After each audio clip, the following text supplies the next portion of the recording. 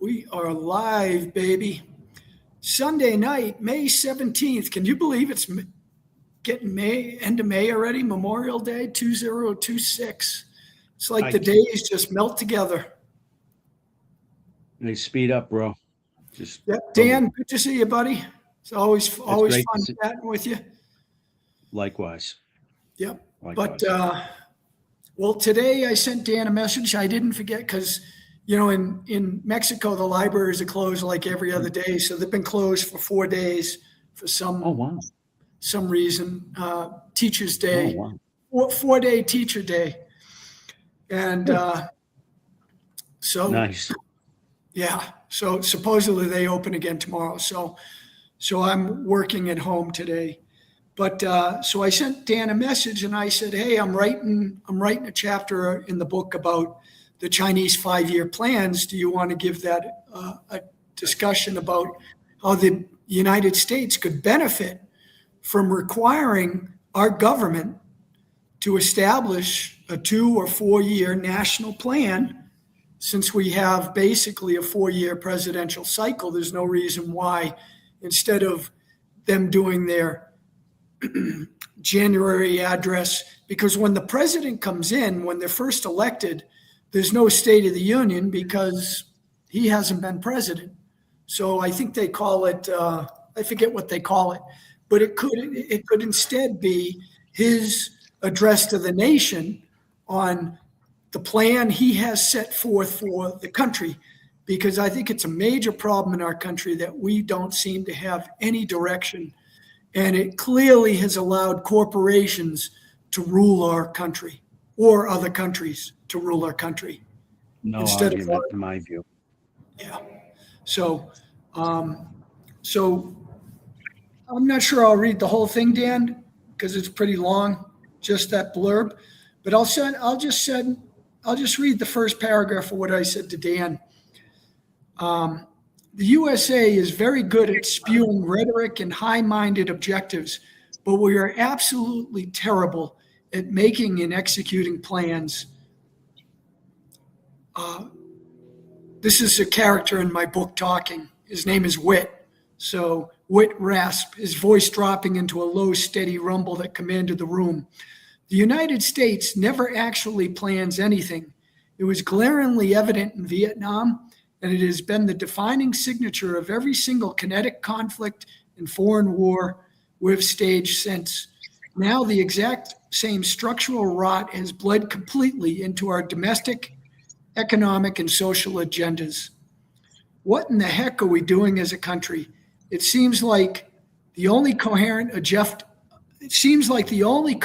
agenda left today is just to get rich, and absolutely nothing else matters.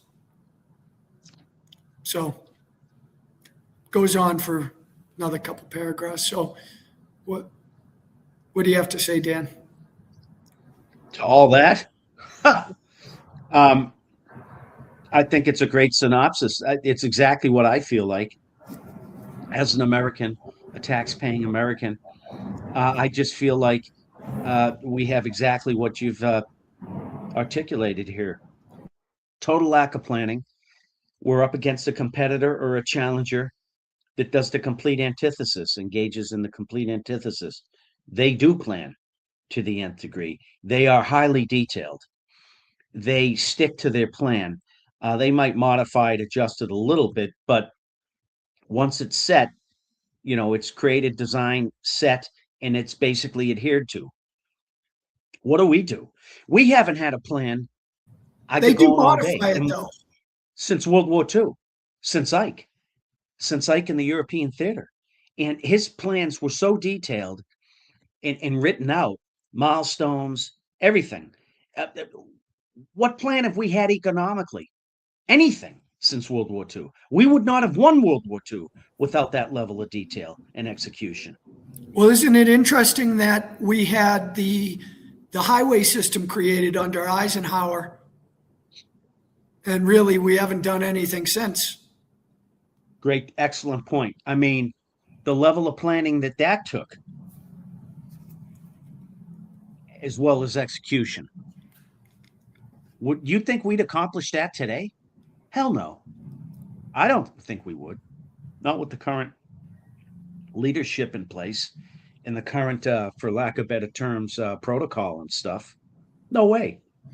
No Really, the way. last clarion call that we've had from a president is probably Kennedy when he said, ask not what your country can do for you, ask what you can do for your country.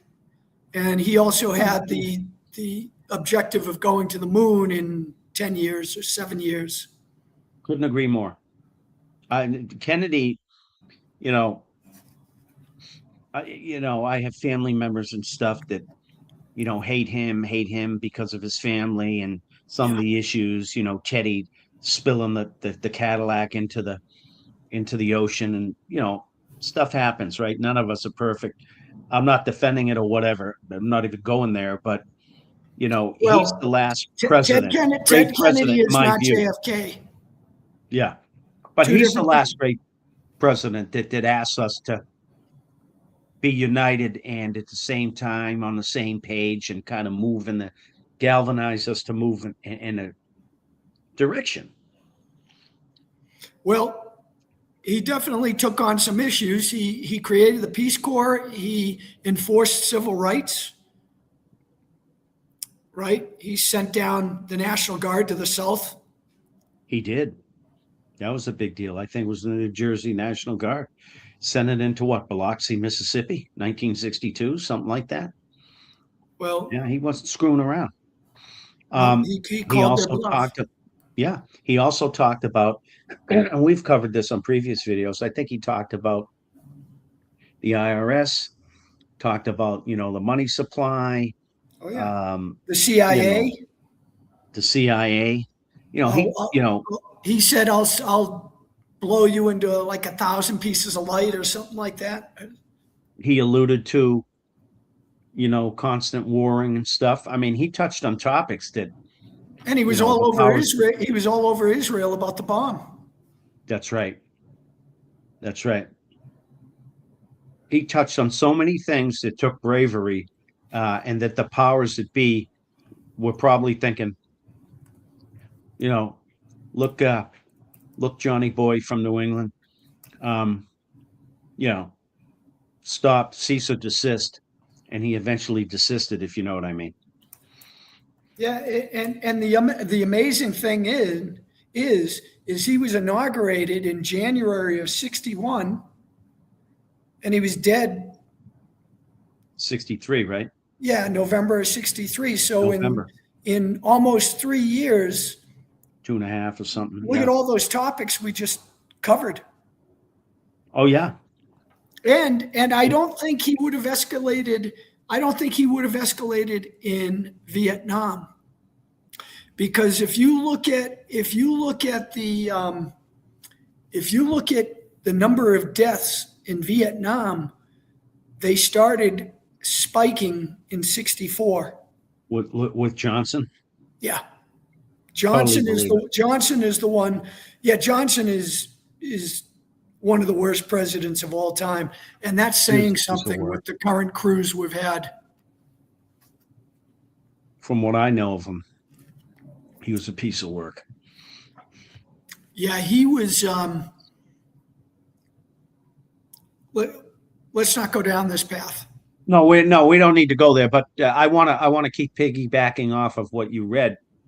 Bottom line is, guys, to summarize, China has plans. I don't know exactly what they are, 5-year plans, 10-year plans, whatever, 20-year plans. They rigorously, draw out, design, if you will, implement, monitor. Well, they just launched their 15th 5-year plan. There you their go. 15th 5-year plan for 2026 to 2030. They just announced it. They just announced it last month. Great point. So what's 15 times 5? They've been doing it for 90 years? I mean, 75 years, whatever. They came into power in October 1st, 1949.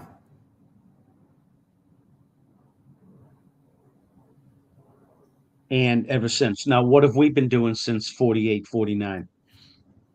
I don't think we've had anywhere near that sort of rigor in terms of planning.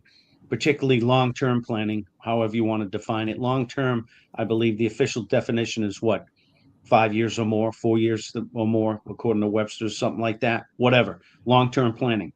Well, depends on the culture. You ask China, their long-term plan is 50 to 100 years. I wouldn't doubt it. I mean, when Well, you've been it around definitely for is. 4 to 5,000 years, a 50-year plan makes sense. When you've been around 250, which is 1/20th off the top of my head, correct? We've been around, guys, basically 1/20th of Yeah, what yeah, no, China's no, been. no, no. But let's be very specific. The United States form of government is one of the oldest existing forms of government in the world now. I think we're the fourth oldest in the world. Okay. In which We're it's we're since we're, two, we're 250 years this year. Do you know most countries in the world are 40 years or less old? I was going to say what, 50 years old to 100, Like maybe. 40 or less. A lot of them 30. Wow. Like we just Yeah. talked about China, their form of government has only been around since 1949. In fact, a lot of countries only started coming around after World War II when us and the Brits started carving up the world. Yeah. Well, that's a good point. But it's already waning, I feel, you know, as far as the US is concerned. But the other thing you mentioned in that reading that was interesting to me was, the long-term planning and hence the lack of with the US. Uh, this has managed to, and I think it's spot on as well, what you said, in my opinion, spew into the domestic and economic agendas as well. Yeah. We seem to be emulating this the same way. And then you ended with, to the effect which really struck out in my mind when you said, really, and I've said this in different words, and I said it the last time we spoke, but the biggest agenda in the US these days is just get rich. That's the plan. Any way you can. Any way you can. And I said last video or the video before, and I'll say it again in Dan's words, we are nothing but a big, oversized commerce barge floating in the middle of the ocean where, everything's for sale. Get it while you can, as fast as you can, when you can, whether you're born here or not. Well, you know what the difference Everything's is a of friggin' past billboard. generations? Everything's a billboard. Past generations actually gave a shit about future generations. The people in our country today don't care Nope. about the future, especially Nope. like it's a boomer culture. They don't care if they burn it all down. Like I'm writing about it in the book right now. But they got theirs, didn't they? No, these are their exact words. I won't have to worry about it. I'll be dead. Oh, that's And nice. Why don't you tell that to your grandkids, Skippy? And that's how they approach. Well, every generation approaches it that way now. Every generation now. That is the new culture of the United States. It's like, get what you can for yourself. I couldn't agree more. Yeah. I couldn't And agree it's more. led by the banks and our politicians. Yep. And oh, by the way, you were talking forms of government, and I got to disagree a little bit. I mean, we are no longer, and we can debate this. I don't know the exact time, but we're not a constitutional republic.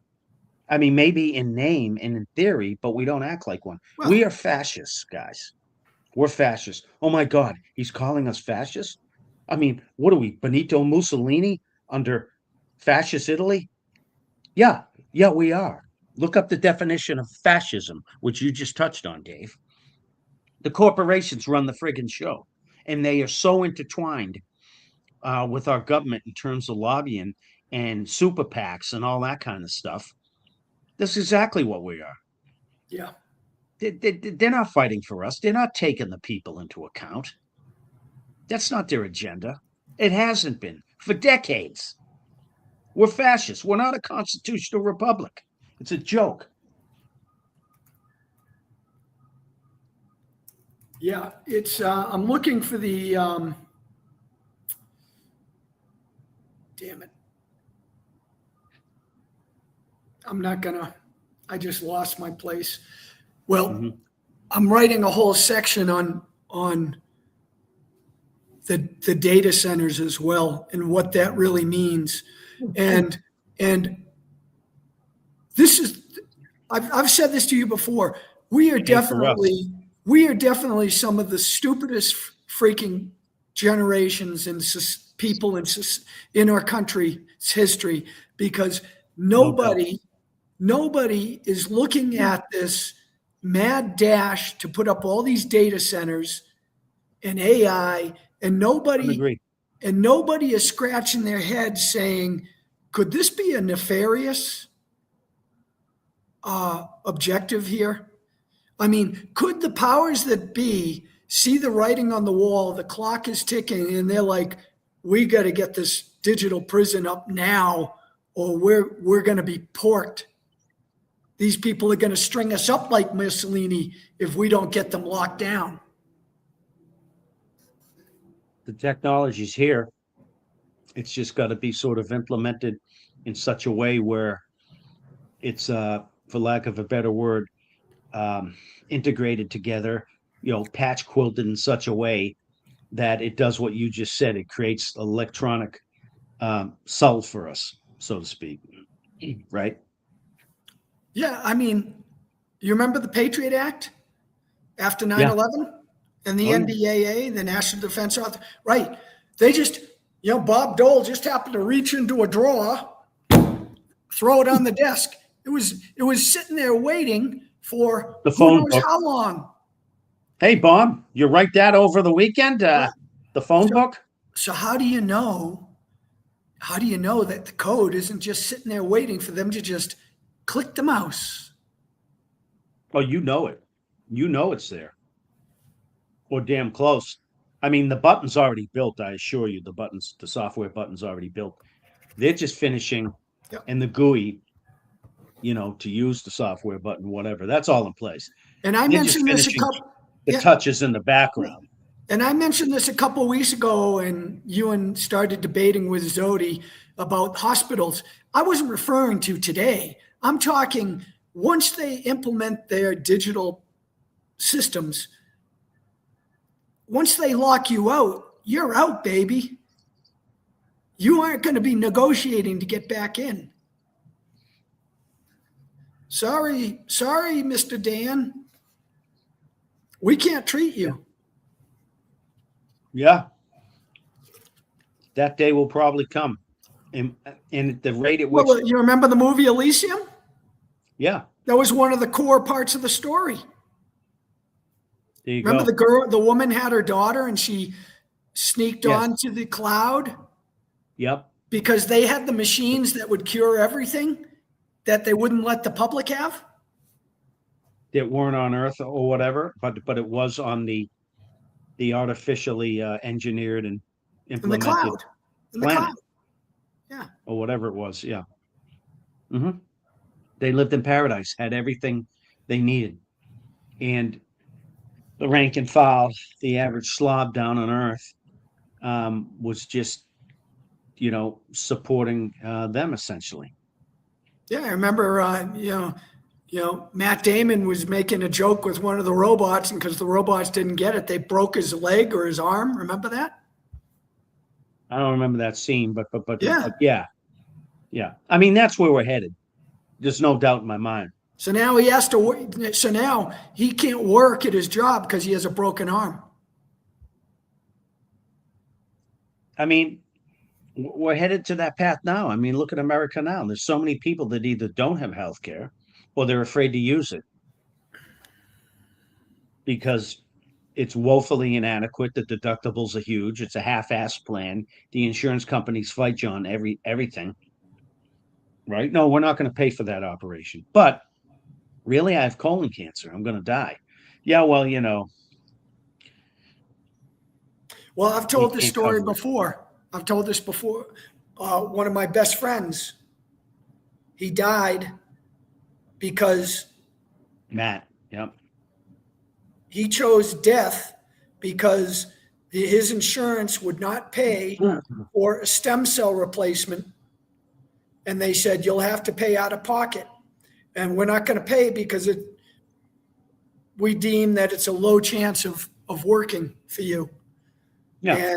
And so he chose to go to hospice care because he was afraid that if he spent the $250,000 and it didn't work and he died, his wife would be down $250,000. His family was screwed. So he fell Some on the people. sword. To a lot of people, that's a lot of money. That could wipe out their retirement.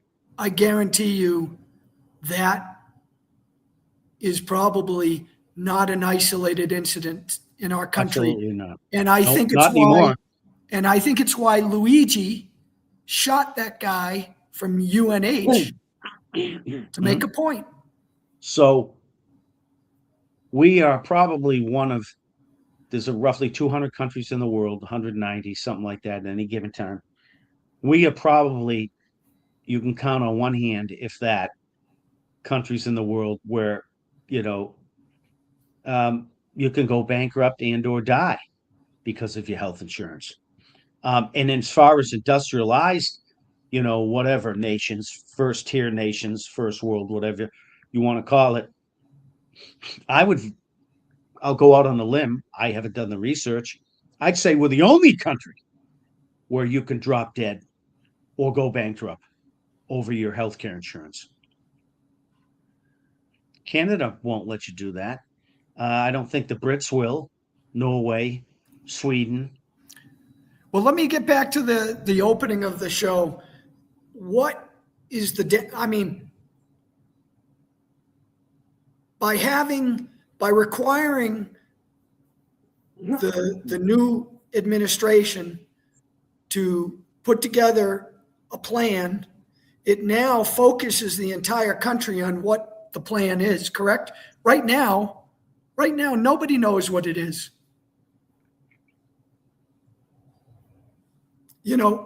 Right now, it seems like the focus of our country is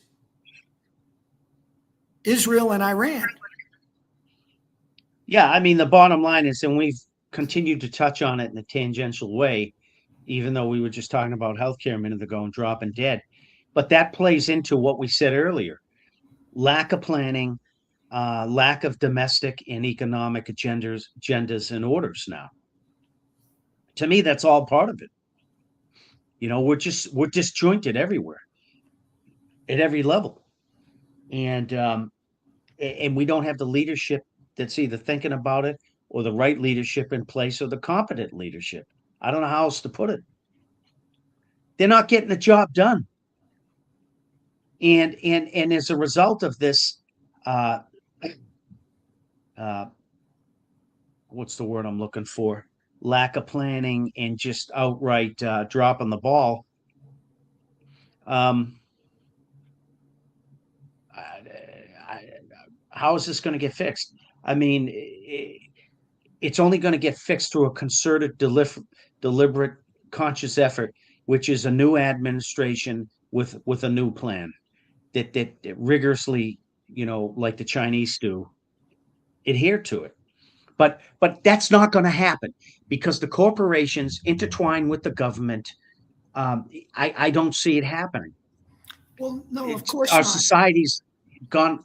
It's just gone away from that, or having that ability to even conceive it. And then you've got the Wall Street goons in there as well, on top of it. And they're intertwined in it as well. And we just think quarter to quarter. Everything in this country is 89 days to the next, or 90 days. You think China just thinks quarter to quarter? Obviously, they don't. How can you win against that? Well, here's the thing. When they create a 5-year plan, the objectives that they set out, here, I want to read something here. Yeah. That, I've never looked at it, but I'll bet you it's highly detailed. And I know enough about the Chinese culture to know that they have rigor. Okay. Just to clarify, okay, this is what one of my characters said in response to that. Okay. He said that is the exact core of the discrepancy. An objective is the goal or the destination. It defines what you want to achieve. A plan is the roadmap. It defines exactly how you will get there. This structural clarity is something China does very well with their continuous use of 5-year plans. It is the defining feature of their sovereign operating system, executed plan by plan, decade by decade. They don't just state a destination, they engineer the route. Okay? Absolutely. All right. And that's why they get shit done, because they say, this is what is important for our country to be successful. And they rally everybody around that objective and they get it done. And it will never get done in this country because nobody agrees upon anything. Well, Except giving money to other countries like Ukraine and Israel. Then they agree. yeah, because ultimately It all comes back to them. it puts money in their pocket. Yeah. You know, that's how you got people like AOC walking in, a friggin' broke bartender, and now they're multimillionaires. Or people like Nancy Pelosi that walked in, didn't have a pot to piss in, and she's worth 150 million. And she's a, expert options trader. It's a great retirement plan if that's your route. Go to Congress, the Senate, and go for a few years and walk away with $10 million. More than that, 10 million these days. That's friggin' chump change. Right. That's chump change. Yeah. That's the poor man's making it. Yeah. 10 mil. That's all you could do after being a congressman, Dave? Really? Yeah. After 3 terms? It's only 10 mil. I walked away with 107. Yeah.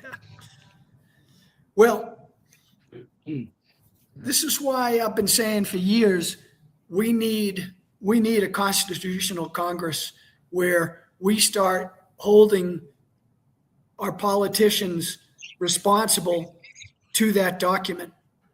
Well, so what I would say to that is chicken and the egg. What's the plan to get there? Because the way things are set up now, it's never going to happen.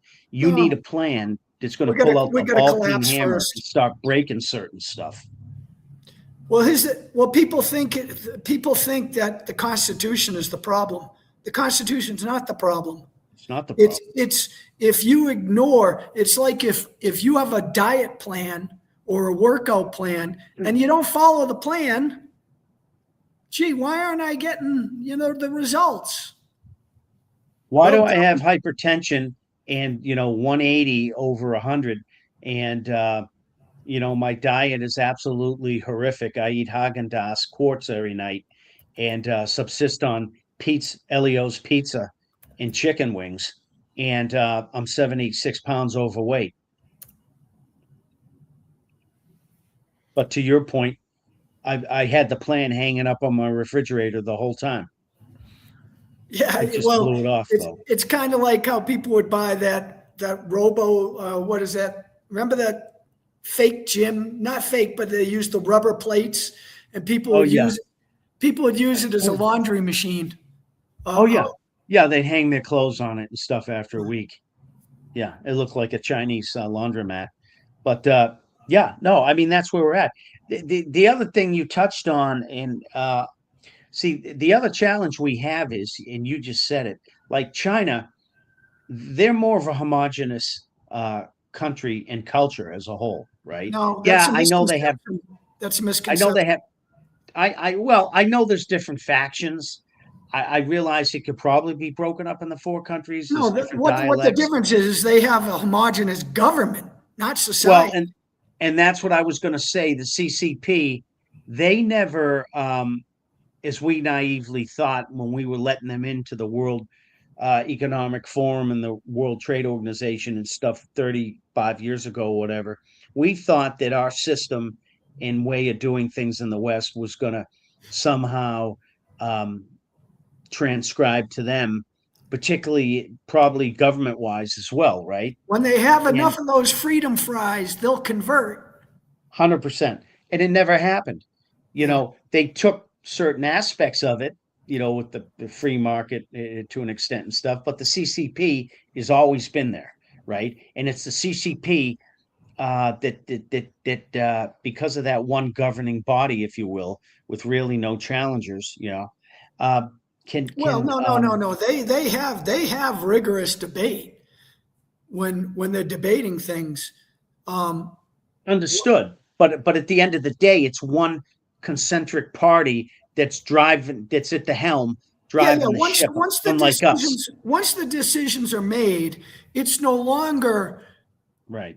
time for dissension. That was back during the debate phase. Now when you come out with a 5-year plan, what they do is like all the mayors and the governors, and now they're judged and they get promotions based on how well they follow the plan. There you go. That's You think that that's what they're happens in judged the on. U.S.? Yeah, Or could? they aren't elected by the people. I mean, Hmm. they're selected by the CCP, baby, and the CCP selects you and moves you up when you achieve, when you're a good soldier. There you go. Yeah. But you could argue too. I mean, are our guys necessarily elected by the people anymore? Look at JD Vance. I mean, who the Listen, hell was he before he Mark was in office? Mark You Twain never said heard of him. 200 years ago, if voting made any difference, they wouldn't let you do it. There you go. Well said. Okay. So Mark Twain was a pretty sharp dude. So He had a way of cutting to the bone, didn't he? Or getting to the point.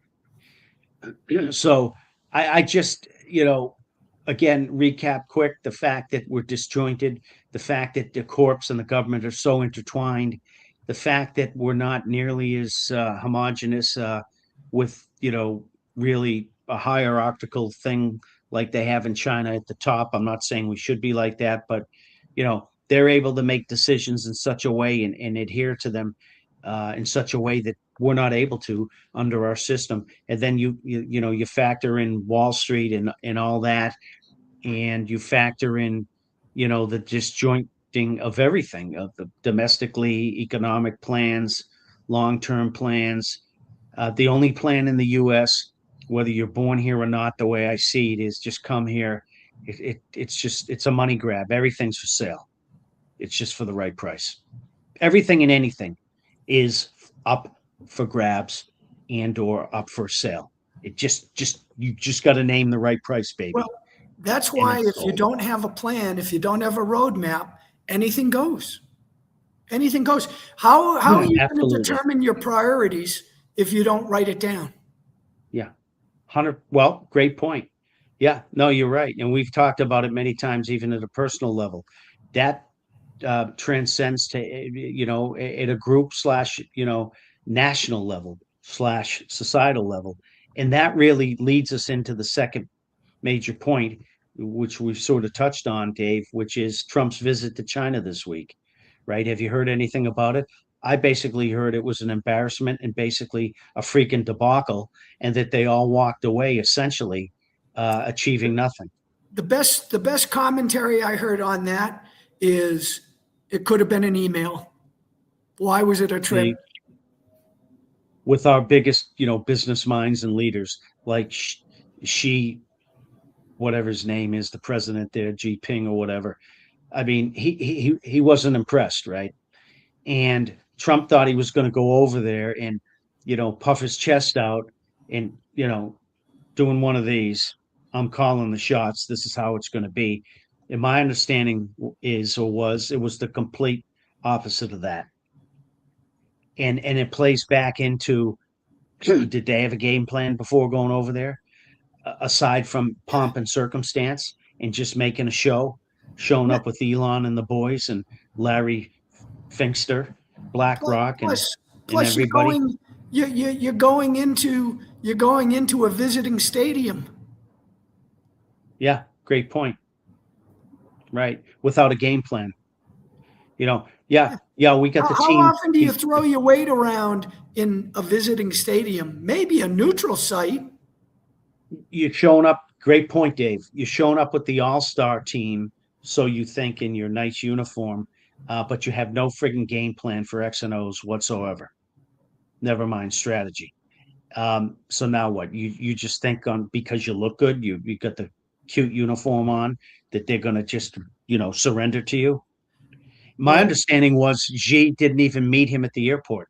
Didn't even meet Trump at the airport when he rolled out the I did nylon not hear carpet. that. Actually, I heard the exact opposite. Okay, I heard that she actually rolled out the red carpet for Trump and went over, right.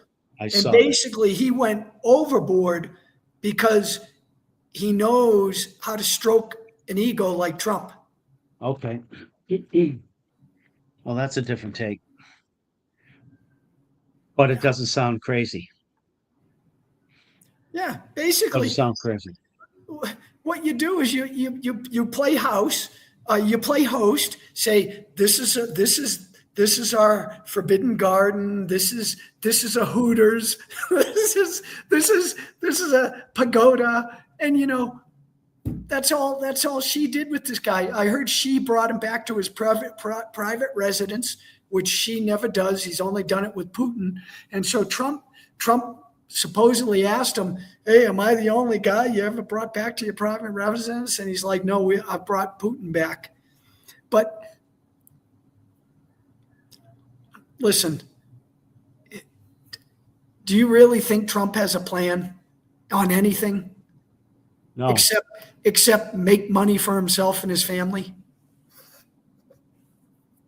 he's got that punk ass, what's his name, Jared Kushner. Oh yeah, let's take Gaza. He Yeah, just gave a speech on it within 2 weeks ago.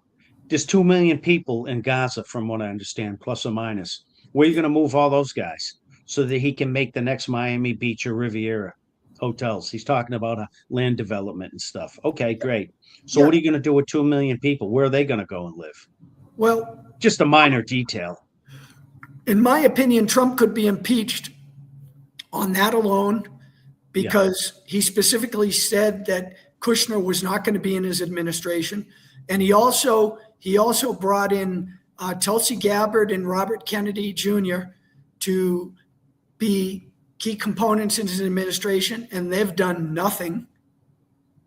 And so this that Maha movement, I can tell you right now, I remember it very clearly. There were people on the left who were voting for Trump because Kennedy started the Maha movement and he got on stage with Trump.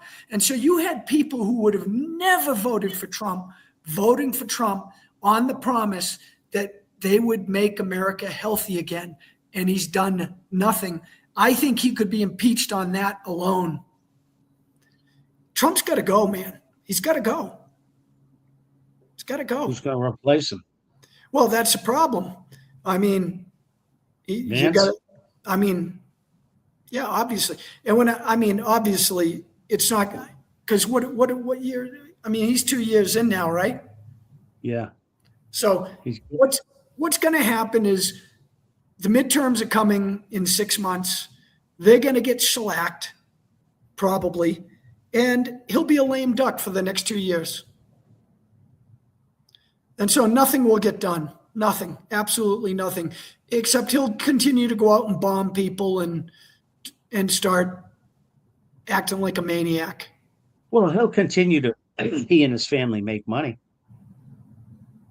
His son Yeah. will keep trading, futures options on the commodities and killing it. Well, part of my book, I think I might have mentioned this. I don't know if I did or not. I looked up the SEC because I'm writing about this in the book, and the SEC. I don't remember. You can find it online if you search for it. The SEC came out and said that Clinton. I think it was Clinton or Obama's group started this with the too big to jail, right? Groups where they couldn't go after these banks. Couldn't go after these banks because they're Too big to fail, right? too big. So they're basically telling these people, you can be criminals because we're not coming after you. You're too big. So that's basically what the SEC said under Trump. We're not going to go after the JP Morgans. We're not going to go after the Goldman Sachs. We're not even going to go after the hedge funds. But that soldier who made $400,000, you're toast, baby. Dan, Dave, you're toast. Yeah. We see you No, doing anything. And so much for law and order. it's called rule of law. Yeah. There is no rule of law. It hasn't been in years. No, there's two justice systems. There always has been. Yeah. And For the I court wrote and about this. I wrote about this in the book. And the bottom line is, when the people who are in charge control the courts and control the laws, do you think they're going to prosecute themselves? Hell no. The laws are made for the rich by the rich. That's how that works. So if he is a lame duck, to piggyback off what you said, for the next 2 years after the midterms, in which it's quite possible a shellacking will happen, at least he'll be able, like I said, sarcastically, to continue to, enhance his financial position along with his That's all. family He's and a to lame. friends. He's a lame duck already. That's all he's doing. He's grabbing. It's kind of like the 100%. guy who goes to the buffet and they're like stuck in the bread here. They're loading Absolutely. it up. Before they get kicked out. Yeah, he's walking out with 14 entrees under his jacket. Exactly. Grab what you can. But in the meantime, land ownership will continue to skyrocket with organizations or countries like China, which is a joke. They'll keep buying up land near our military bases. I don't know any country on the planet that would do that except us. I mean, why don't you just take a dagger or a effing butter knife and just stick it in your own jugular? Right? I mean, really? I mean, if that's not suicidal, I don't know what is. Oh, by the way, university students, 500,000 plus, right? China's supposed to be our big nemesis now, an enemy, and we're not supposed to trust them with anything. With all the stuff they've jacked and stolen and copied from us over the years, we also let 500,000 plus of their students in because, in Trump's words, well, got to worry about the universities. They may lose out on business and not be able to make money, basically, is what he said. Really? Yeah, by the really? way, That's if, what we're really?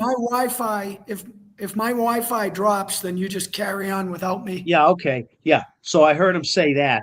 I almost had a conniption. And then the other thing I'd like to say Well, on I top just of want to that, interject. Yeah, I just want to Go ahead. interject one thing. Yeah, the factories and the drones in our own country being built now, like you said earlier. Dan, I don't want to talk about my book in any way.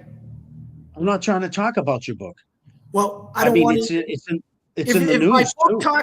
If my book is talking about a topic, we're not talking about it.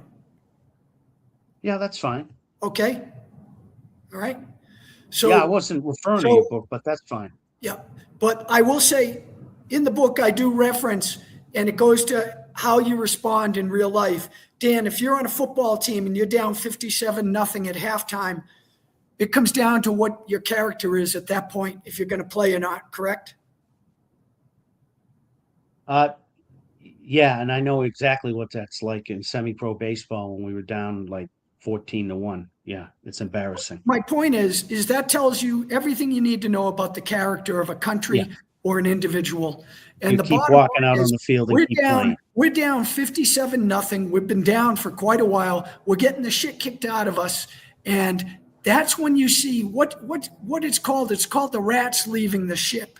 So people like Trump, they get into office and they see the difference is you and I, we're down at the gutter level, right? We're down in the gutters.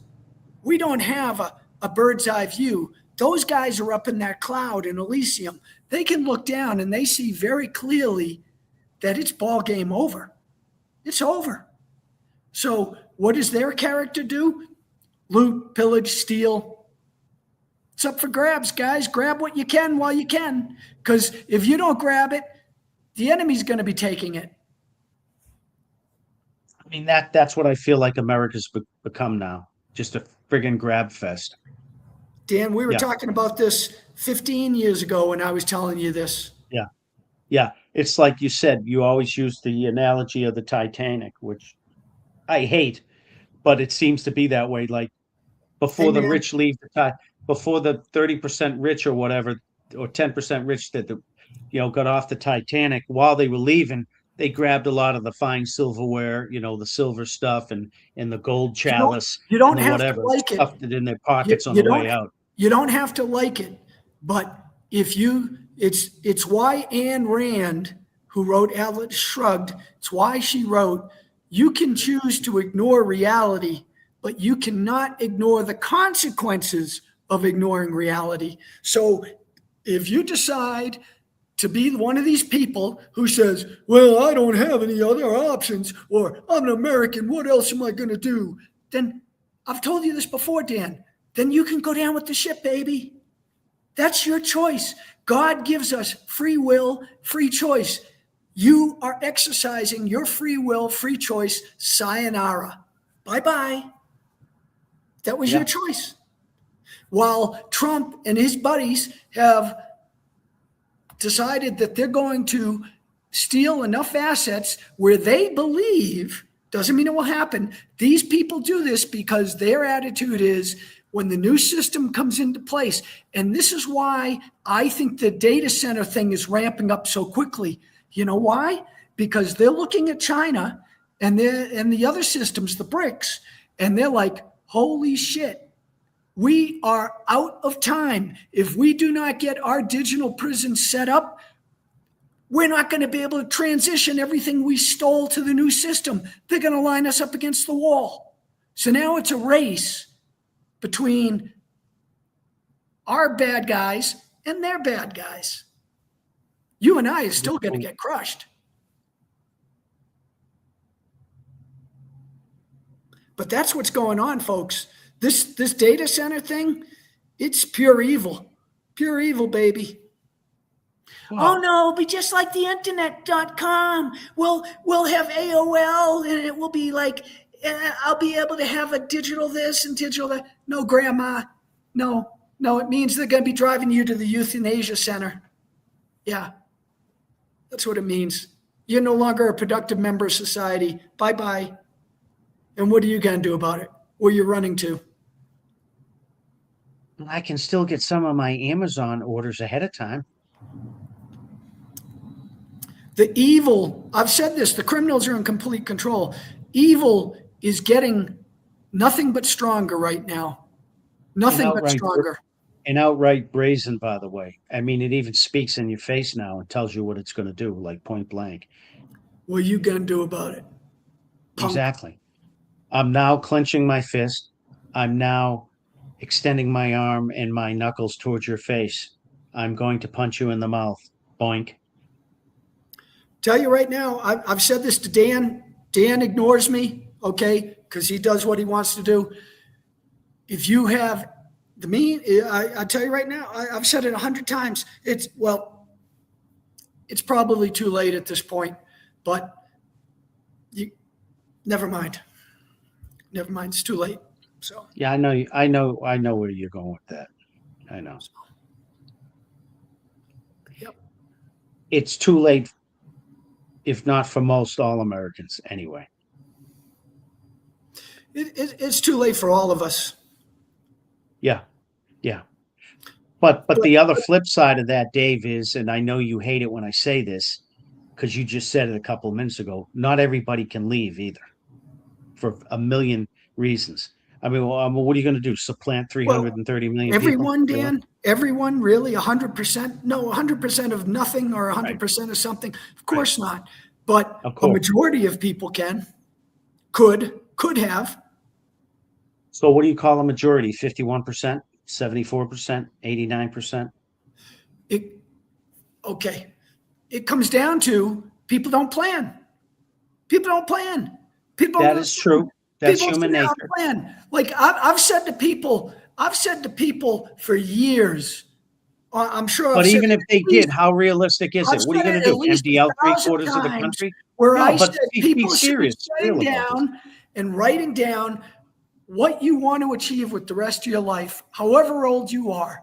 And I'll bet most people haven't done that. Most people are like, I'm going to get up in the morning. I got to go to my job. I got to get the kids to school. I agree with everything you're saying. But at the end of the day, even if the bulk of people did, or 90% of people did, at the end of the day, is it realistic to clear out 52% of a country, 48%, The bottom line is, who gives a shit? You got to worry about 73%. yourself. Who cares about the other 50%? I'm I not don't live my life. I'm not I don't live necessarily my saying life based worrying. on the others. I'm not necessarily saying worrying about the other people. Just at the end of the day, is it practical to clear out a country? Well, I guess Ukraine proved you can. There were 35 million. Now there's 20 million between war, attrition, and people leaving. Dan, So yeah, you have a it's a point. horseshit No, no, argument. no, no, no. You have a point. That's 15 out of 35, which is 3/7. That's 42% of the population since the war started in 2022 is either dead or gone. Well, I can tell you, 42%. And I'll bet you most people don't realize that on 35 mil. Dan, your ignorance of history is astounding. All you got to do is just go back to Ireland, baby. There's more Irish around the world. Ireland has a population of like 5 million people. Yeah, I knew that. Yeah. Okay. I thought it was And 6 or 7. And There's more Irish in the and there's US. probably 200 million Irish in US and Canada.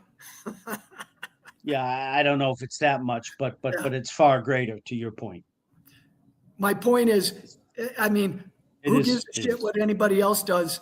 The bottom line is our country, and I'm not saying, again, I'm not saying everybody in the country. I can tell you that as far as a game plan, most people probably just have that attitude you have. Well, what can I do? What can I do? No, that's not what I was saying. Hogan's Heroes is on at 7. I'm going to be watching that. No, I can speak for myself. I mean, that's not what I was saying at a personal level. I'm just saying as a whole. But at the end of the day, you're right about that too. It's not necessarily, you can't worry about what everybody else is doing either. I agree. You have to do what your convictions tell you to do, and or the plan you've laid out. Dan, that's why I always preface it by free choice, free will. Agreed. Free choice. I agree. No. I agree on that note. There could come a time, and maybe the trickle is happening now. I mean, there's more and more people are becoming expats, particularly the retirement community. More and more people leaving because they're either fed up with the bullshit that's going on here, the galvanization and the diametrically and the bipolarization and the on and on and on, and as well as just economically, they can't make it. You saw millions. Social Security. You saw millions leave during COVID. Remember, they all went to Portugal and Spain and Greece and Italy. Yeah. And then Portugal kicked them all out. Portugal. I didn't know that.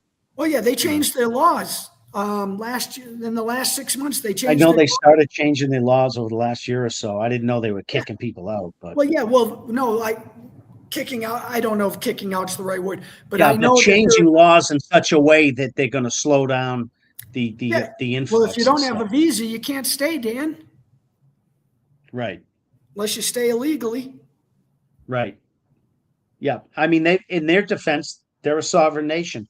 They have to protect themselves as well. Well, you heard about these countries, like you heard about Portugal and Spain, and I can see it in Mexico where the locals are like, what the hell is going on? Because it's the locals in those countries who are getting porked, because you see these people from the U.S. going down with their dollars, and the dollar carries weight in their country. Right.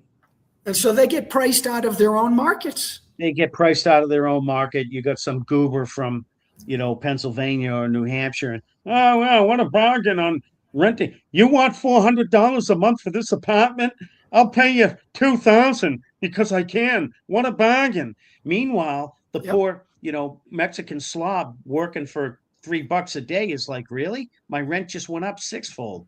Where am I going to live now? I'm going to go live in the effing mountains with a 3-hour commute now. That's what they're doing. Have a heart attack. Yep. Yeah.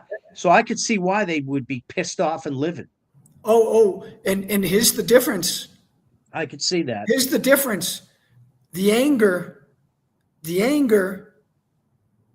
translates to physical violence here.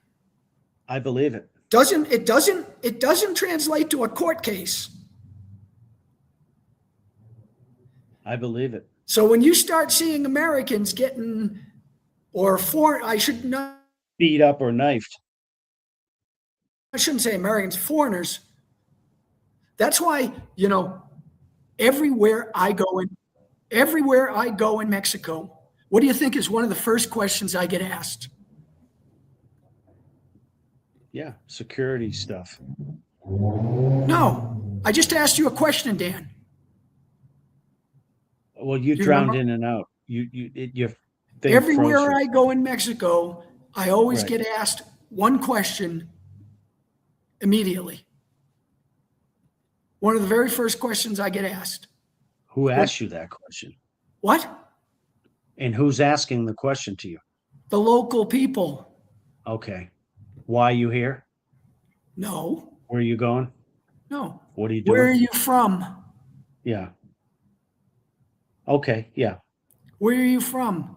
Because they have in their mind, I would say 70 to 80% of Mexicans right now can't stand Americans. Hate them. I believe it. Hate them. Well, look, I don't want to get down on America now. So what do you think I answer?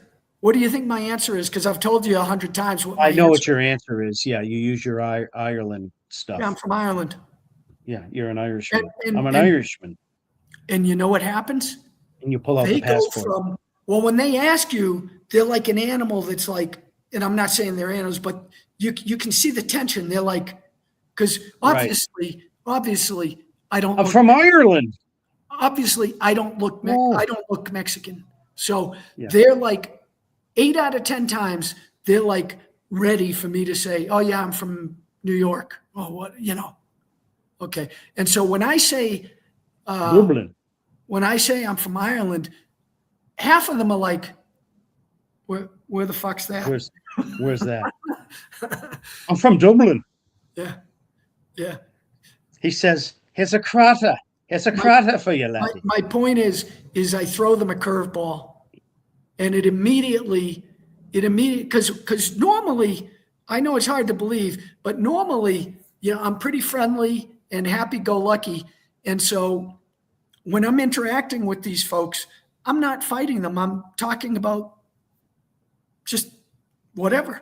And so they're thinking to themselves, wow, this guy isn't the devil that I thought Americans were.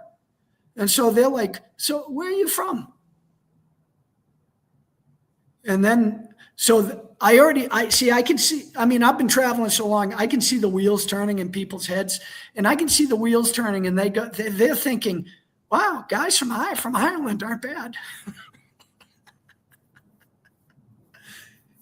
and I know, I've had people like call me on this, like on some of these, and they're like, oh, you should represent the United States. Listen, guys.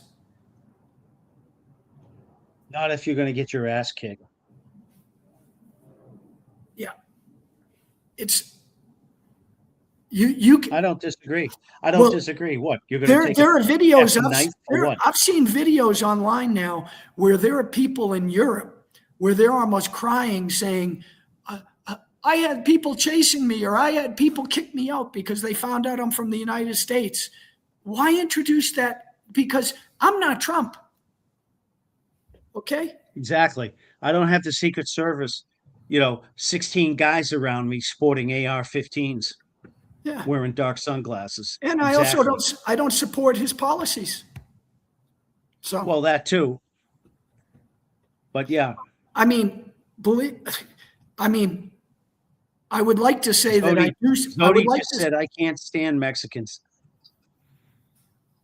What?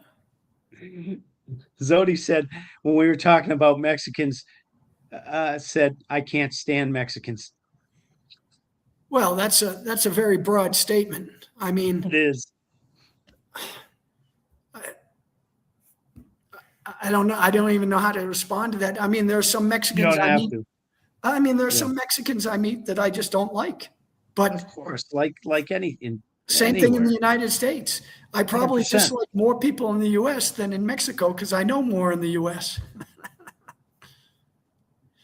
Yeah, I mean, so we're going off on a little bit of a tangent. I don't know how I got there, so I apologize. But Yeah, I mean, let's reel it back into the point where we haven't had a plan. We need a concerted plan. You know, the land ownership is more than concerning.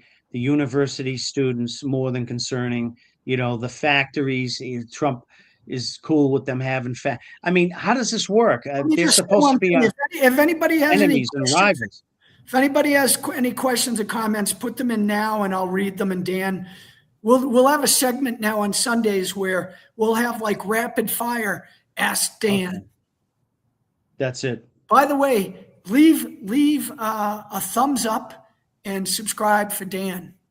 Dan always wants me to remember to say this. Absolutely. We've got to buy Doritos. Yeah. So, okay. So I'll go back through the comments here. Let's see. Kathy said she agreed with you about something about Trump, and I asked her to clarify. Trump said 31% of foreigners going to Harvard and didn't want to sell any more farmland to China.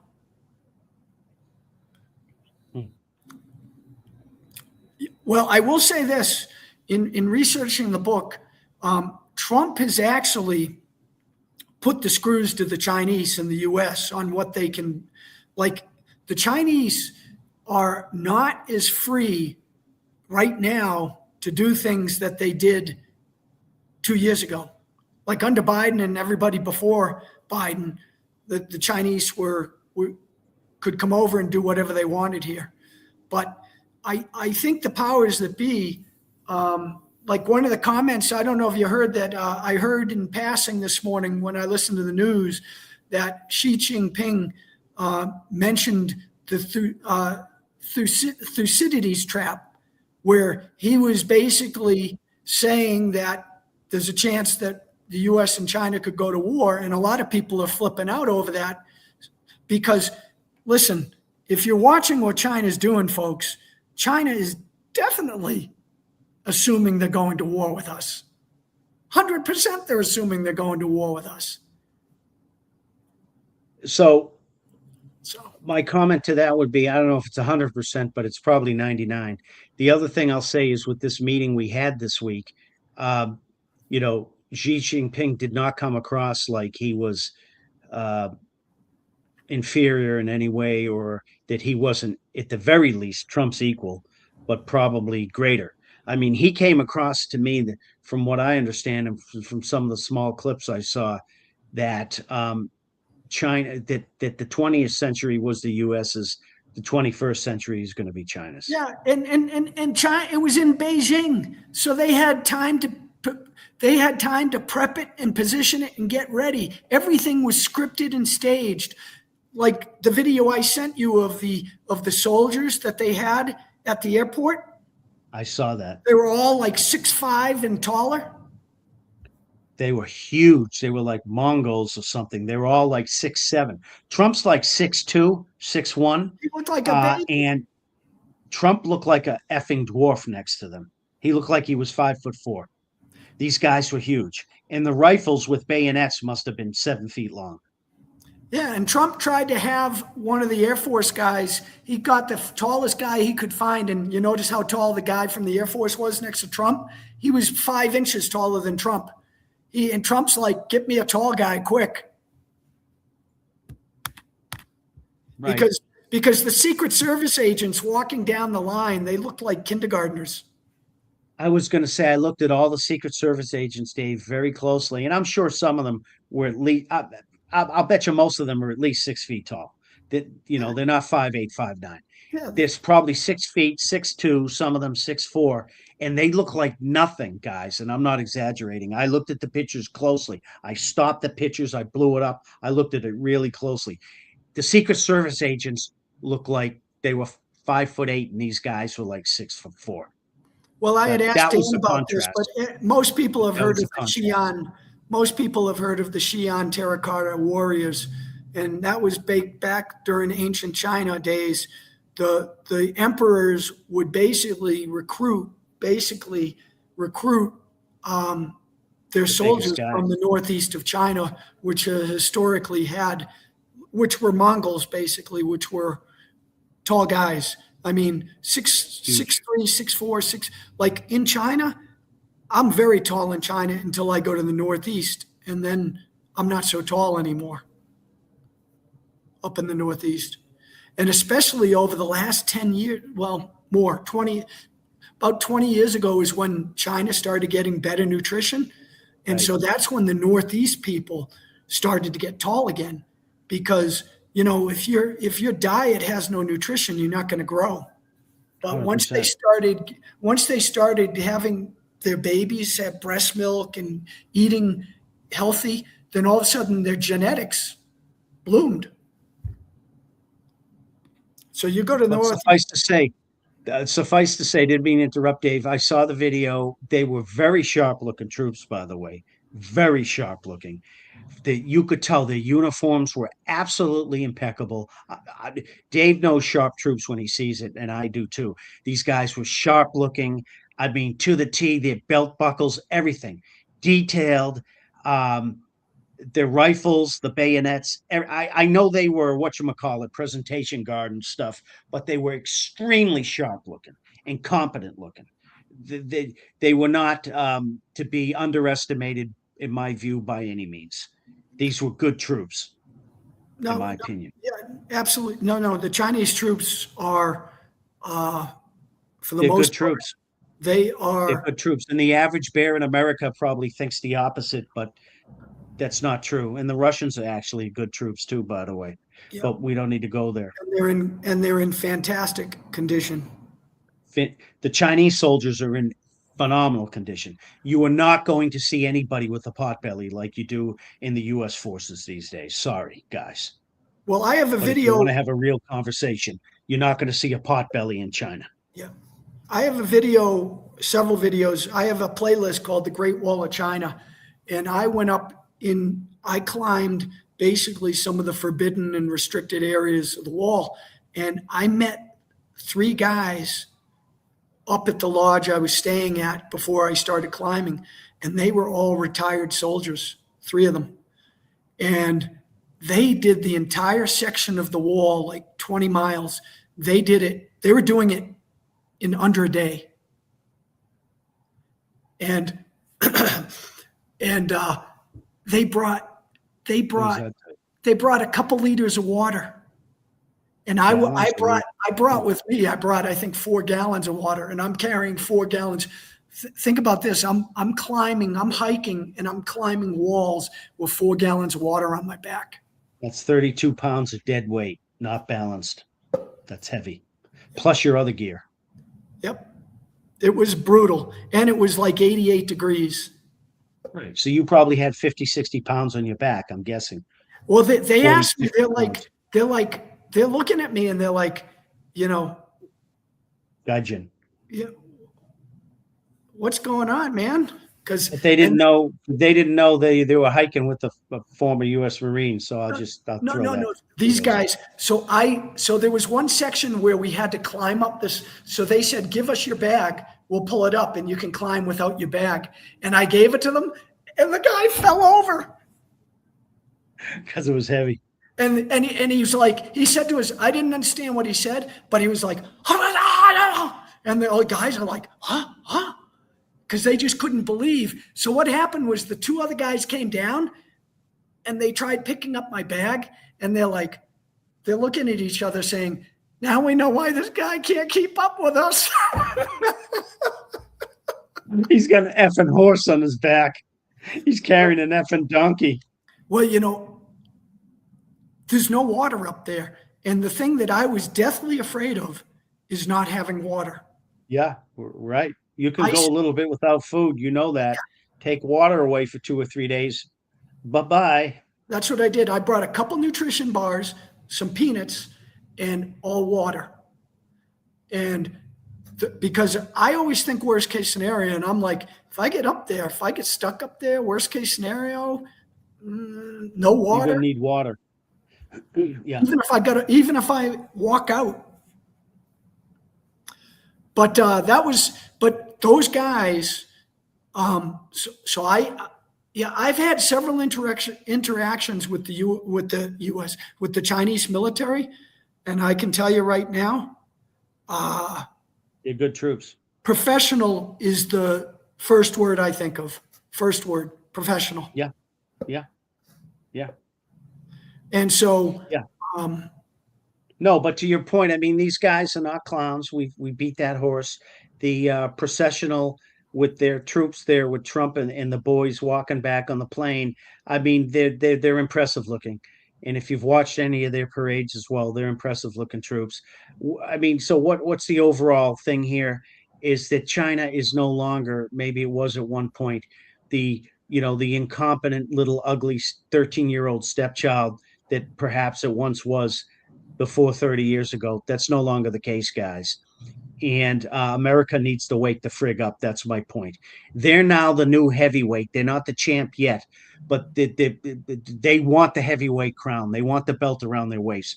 And if you think otherwise, you are grossly naive. Okay. yeah, but And we are still the lumbering you're champ, gonna have to but clarify we're, what that means. 30 pounds overweight, 10 years, 12 years past our prime, and we're lumbering. Yeah, we still can throw the hook and the uppercut, but not like we used to.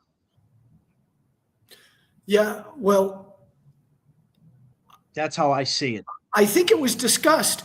All you got to do, all you got to do, and Dan and I have joked about this for a decade, is all you got to do is look at what people can do, not what they say.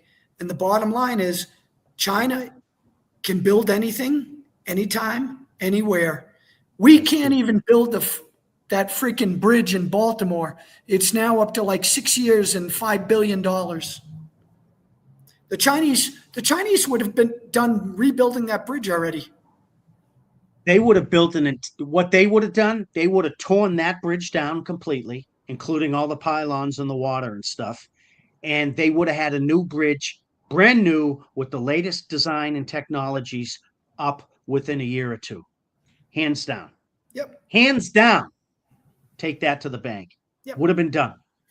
Yep. You would have and you could eat a steak off the platform. Listen, I was in Shanghai. Was it Shanghai? No, Hangzhou. I forget where I was. I remember I was there, and they're like, yeah, they're taking down this. It was this old overpass of a highway. They're like, yeah, they're taking this down tonight. I'd be like, what do you mean they're taking this down tonight? What do you mean they're taking this down tonight? We would be like, in America, we're taking this down this year. Yeah, literally.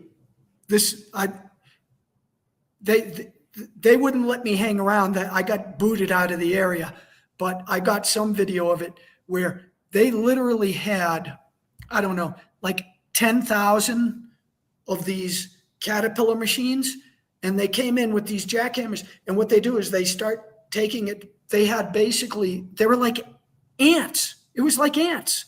Where the ants came in, they covered it up, and the next morning, it was gone. It's gone. Because all throughout the night, they had thousands and thousands of dump trucks coming in, and they would have scoop. They had this whole system. And I'm like, I've seen that so many times in China where, like, I'll never forget. I remember I was with Ting Ting in Beijing, and they're putting up a new building. And I went out and I went around. She stayed in Beijing, and I went around and visited some other sections. I came back like 8 weeks later to see her on the return trip. And the building that they had framed, it was already done. And I was like, is that the building that they started when I was here? They build, and basically what they do is they go through like ants. They go through in these waves, and they get this stuff done in what would take like 5 years in the United States would take literally 6 months in China. It's that. By the way, Zodi has a comment to your accolades, Dave, on China. Move to China already.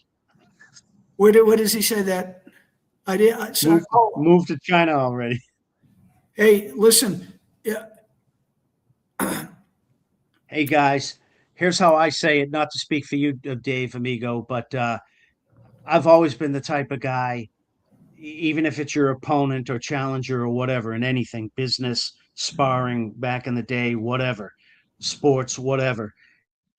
If somebody deserves due or deserves credit, then they deserve due and they deserve credit. Okay. The one thing I don't like about our culture, I'm American and I could say it, is we don't necessarily give, I feel like, especially these days, credit where it's due, even if it's your opponent. Never underestimate your opponent, guys. Never. If you do, you're a fool, in my view. China is not to be underestimated. I'm not saying we should sit here blowing bubbles at them and kissing their ass, but the reality is they're not inept buffoons like they're made out to be. Not even close. Not even close. The minute you think your opponent is an inept buffoon when they're the complete opposite is the minute you get your ass wiped off the deck. Period. Dan, I ask it every And if week. you don't agree with me, then so be it, because I don't give a shit. Dan, I ask it every week. Please point to something in the United States that we are moving in the right direction in. Please. I can't. Oh, you hate America. No, I love We got America. the World Cup this year. But we need to be real. Yeah, the World Cup, what, in Boston? That, oh, by the way, Trump said he's going to friggin' cancel because he's pissed off. I didn't know it was in Boston. I heard. Wasn't it a soccer thing in Boston? I thought. I don't know. Go ahead. Sorry. It's all around the country. It's even in Mexico. It's in northern Mexico, I think. Okay. All right. I heard from Mav of Wall Street. He reports on these things. Supposedly, hotels are saying it's a non-event. It's a non-event, meaning they're not seeing any business being generated. Because Mav is from another country. He won't say what country, but he tried to give his World Cup tickets to his relatives, and his relatives were like, "We're not coming to the U.S. Are you kidding me? Where we can get picked up?" Or the trust. I don't know the numbers, but it started during COVID, I think, and definitely accelerated with Trump, I think, where foreigners not coming to the U.S. anymore. No, they're not. A lot of them aren't. That's true statement, guys. Because we have ramshackled this shit for the last 5, 6, 7 years. We've done it to ourselves, guys, which is a sin and a tragedy. We have screwed the hooch, the pooch, whatever, so bad since COVID, to Dave's point. I couldn't agree more, Dave. And now we are nothing but effing laughing stocks in the world right now. Okay. In Trump, they can't even do basic math and basic percentage calculations. I lowered the price 350%. Really? Does that mean that it's not only free, but they're giving us 300%? What does that mean? I thought 100% meant maximum. I mean, this is what we look like in the world. I mean, what do you think China's thinking? Or the Japanese, these rigorous cultures, they're looking at us like, these guys are the world leaders? I'm looking at Bozo the effing clown here. No, I can tell you what China thinks. I mean, China definitely thinks that, that it's another form of an unequal treat. The financial system is another form of an unequal treatment or unequal treaty. If you're familiar with how China views unequal treaties and their century of humiliation, they view the financial system as a treaty they never signed on to, and they want it gone. You mean the SWIFT and Western system in general? Yeah. Central banking and all that? Yeah. Yeah. I mean, because if you aren't an American, you understand that you can't just create U.S. dollars and print a yacht. Right. You've got 100%. to actually do something. You got to do something. They had no say in the matter, and they've been swallowing our inflation, and subscribing to our world reserve currency for decades now. And the average American just doesn't effing get it. They don't understand that at all. But they will understand it if and when it goes away. then it won't be funny anymore. The Chinese are buying a bunch of Boeing airplanes. Yeah, supposedly the order was supposed to be 500. Now it's about 150 or so. And if they do it, which there's a chance they won't, because China can build anything, to Dave's point, including their own airliners, by the way. They don't need to buy Boeing, guys. Let's be clear. Well, China also If they told do it, it's going to be for posterity's sake. Get it? it's never going to happen. China also said 2 years ago when Trump came into office that they were going to buy agriculture, and they haven't. They don't have to. Trump, that's another thing that Trump the chump tried to do this week, guys, when he was over there. He was trying to do this soybean deal with them as well. They don't need to buy one soybean from us. They don't need our soybeans. They got Brazil and other countries, not to mention the BRICS at large. They don't need us, guys. Wake up. And I don't have any joy saying that, by the way, at all. But that's how bad we've screwed stuff up. Trump has managed to, and I voted for the guy for 3 times, so I'm not happy, okay? Managed to make us look like effing pariahs around the world. And just basically guys to start friggin' wars all over the world. That's what we do. Yeah, I'm angry, Zodi. I'm not going to apologize for being angry. You should be angry too, if you know what's going on. Yeah, I'm angry. I'd have an IQ of 42 if I wasn't. I'm not going to apologize for being angry. Most Americans should be angry, but their head's so far up their ass, they know Tom Brady's jockstrap size, right? But they can't tell you what's in their bank account. Yeah, it's what I write about. I call it digital opium. There you go. Yeah. Digital opium. Americans should be angry because we're getting a raw deal. Our politicians have been selling us down the river for 3 or 4 decades. Would you supposed to be happy about that? If you have half a brainstem? Really? Here, Dan, you'll like this. I just wrote this tonight. They're talking about basically if the system comes undone or whatever. And one of the women asked, if it happens after we die, who cares? Exactly. And my main character basically says that is the baby boomer corporate ethos. It is the John Tuld. Remember John Tuld from the movie Margin Call, where he says, protect the firm at all costs and screw everybody else, where he sold them shit on a stick just so that they could survive. And he says, it prioritizes the short-term vanity over historical posterity. Our leaders are perfectly content to suck the country dry and let the 700-pound whale of debt flatten their own grandchildren as long as their personal life rafts float until they reach the cemetery. Couldn't agree more. Couldn't agree with that statement more. Whereas the Chinese do not operate on the quarterly Western timeline. The CCP thinks in rolling 50 to 100 year horizons. They do not care if an individual leader dies before the final victory, because the individual is completely subdued to the collective hive. They are willing, right? It's happening right now. They are willing to take a massive, painful property hit today because they are building a fortress for the next century. Do you think our country has that intestinal fortitude today? Hell no. How do you win against that? That's my question for the peanut gallery. When a society adopts the who cares, I'll be dead philosophy, it signs its own biological and economic suicide note.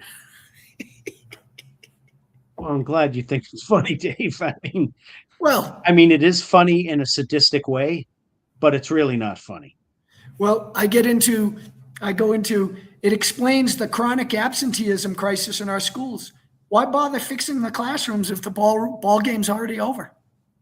Right? Yeah, I mean, our high schools are retardville. They don't teach the kids anything. And if anything, they go in there and they learn just more bad habits. Well, it explains the $100,000 pickup trucks and the spike in property price mirage. Pump the paper prices to the moon so the current asset owners can feel rich while completely Exactly. locking the younger generations out of a dignified adult life. 100%. Couldn't agree more. Couldn't agree more. How can you argue with that, guys? You can't. And this is why I say America is asleep at the switch. I think there are some people more and more waking up, but the majority are asleep at the switch. The what? What I said, Dave, was I think the majority of Americans is still asleep at the switch. I do think more and more are waking up, but too little, too late. No, well, we've talked about it. No. They've put everybody in a prison, Dan. And Well, that too. and Corral. and this digital prison that's coming. Listen, Dan, you should watch Elysium again because I've referenced 3 sections of Elysium that you didn't remember. You need to remember it because that might be the blueprint that they're chasing, where you're going to have no room. You're going to have no leeway. You think that you, because you have the Constitution, that you're going to be able to actually dictate your life. People are already in those digital prisons, man. What switch are you talking about? You see that question? What switch? I don't know. I was talking out of my ass. I don't remember what I was saying. Which part? You're talking about what I wrote or about what I'm saying?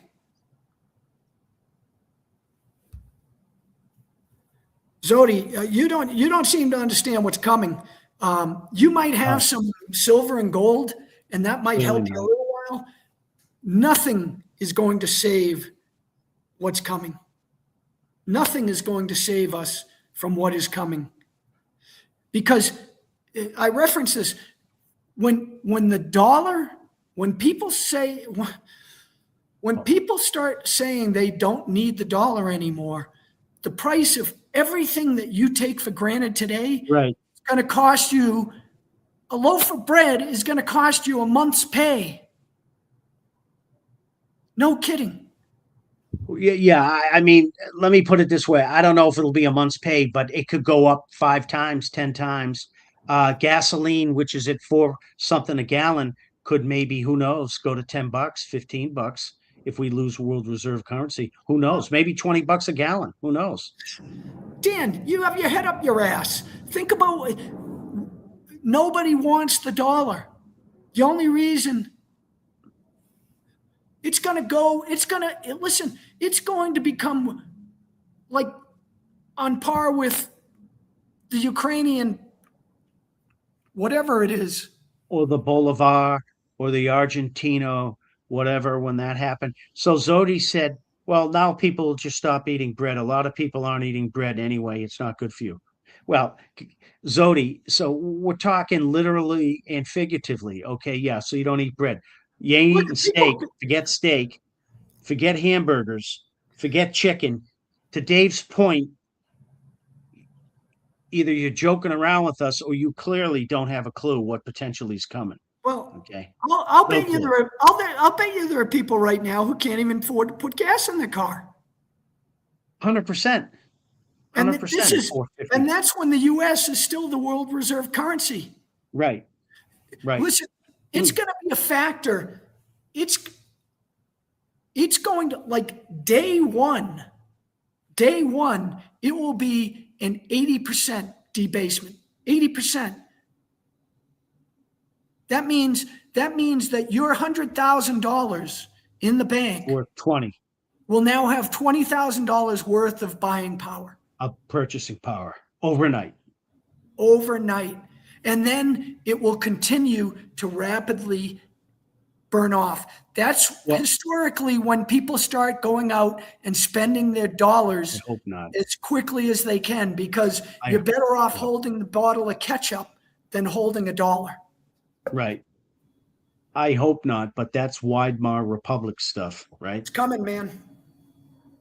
When it happened in Germany just 70, 80 years ago, 80 years ago, guys, 90 years ago, where people would have a Dan, wheelbarrow literally of marks, German marks, a freaking wheelbarrow, literally to roll into a store and get a loaf or two of bread with a wheelbarrow of money. yeah, and It's happened. you'd go out, you'd stop for a sandwich at a cafe, and they wouldn't even have menus because the price would be changing from the time you Wouldn't sat print it. down to the Yeah. price you finished. The price would be different. Exactly. So why print it? Yeah. And it's called I think it's recency bias, where people can't. Well, it's never happened, so it's never going to happen. Or It's they've never impossible. seen it or experienced it, so they can't envision it ever happening. But all you got to do is look at history, guys. Like I said, Germany's a great example. 1925 or 30 is when it happened, right? Something like that. Yeah, 30s. And That's what ended drove up Hitler. bringing Hitler to Yeah. power. Yeah. That's why Hitler came to power, Yeah.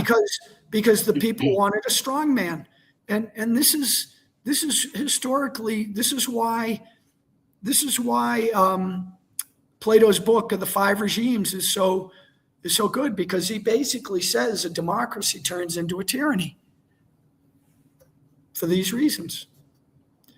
And so, yeah, I mean, I certainly, I'll tell you, I mean, it really, I mean, unless we are at the point, we're past, it might, our country might already be terminally finished.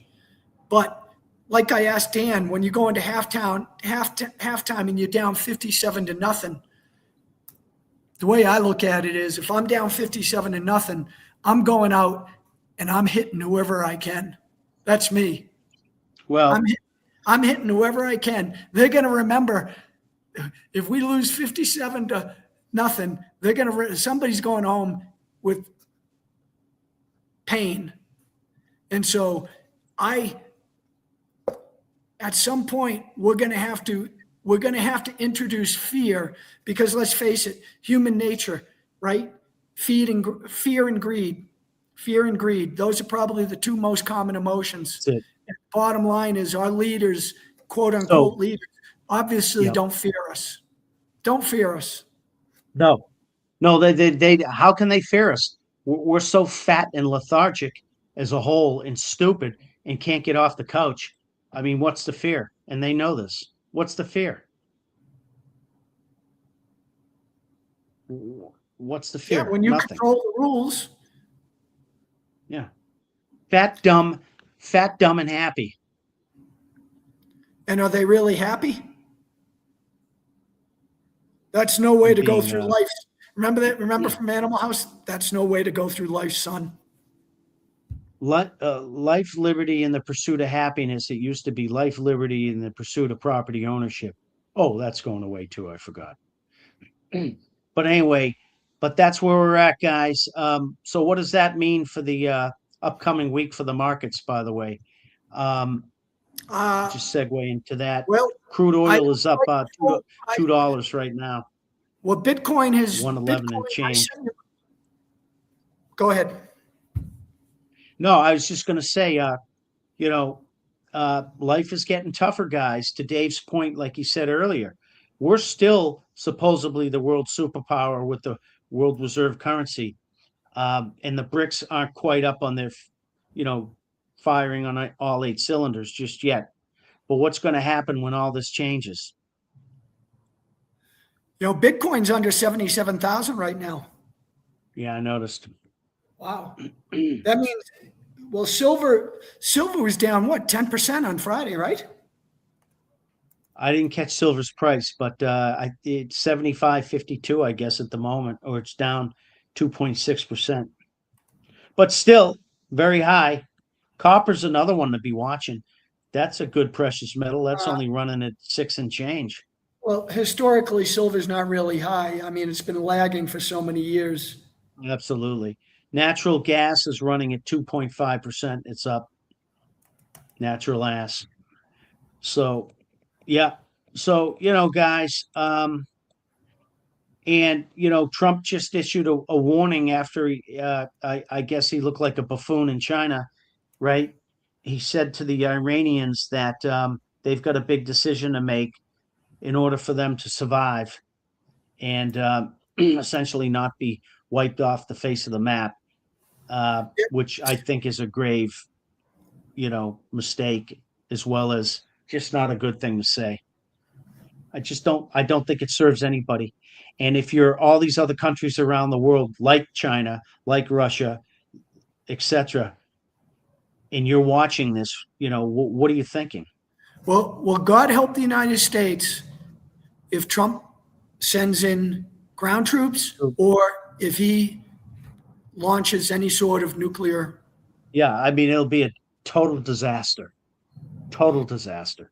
Yep. Silver's down 15% in 3 or 4 days. The Kospi, Japan's down, Yeah. and Korea, I think, is down then as well. No, Korea's up. Korea's up. See, this is the thing with the Koreans. The Koreans by far, the gamblers. The gamblers. They are the Koreans don't have how do I put this nicely?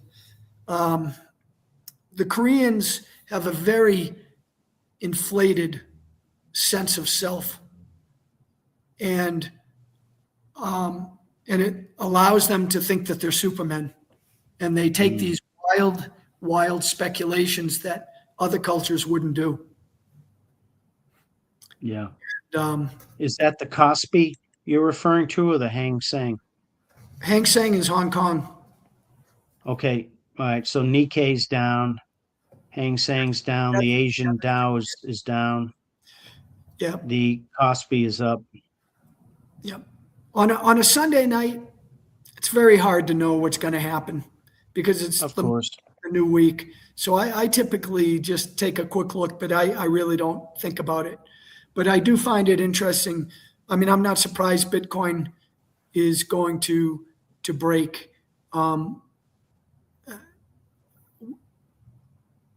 As far as the markets, Dan, I've been telling you this for a while. I think we're due for a deflationary event where everything it's a liquidity event. I think that everything is in a bubble right now. Everything is valued more than it's worth. Okay, your house, your car, your Nvidia stock, your piece of whatever it is. So I would not be surprised to see things drop 50% in a couple weeks. Wouldn't be surprised. And then you'll start seeing people get a lot of margin calls, and that leads to more selling.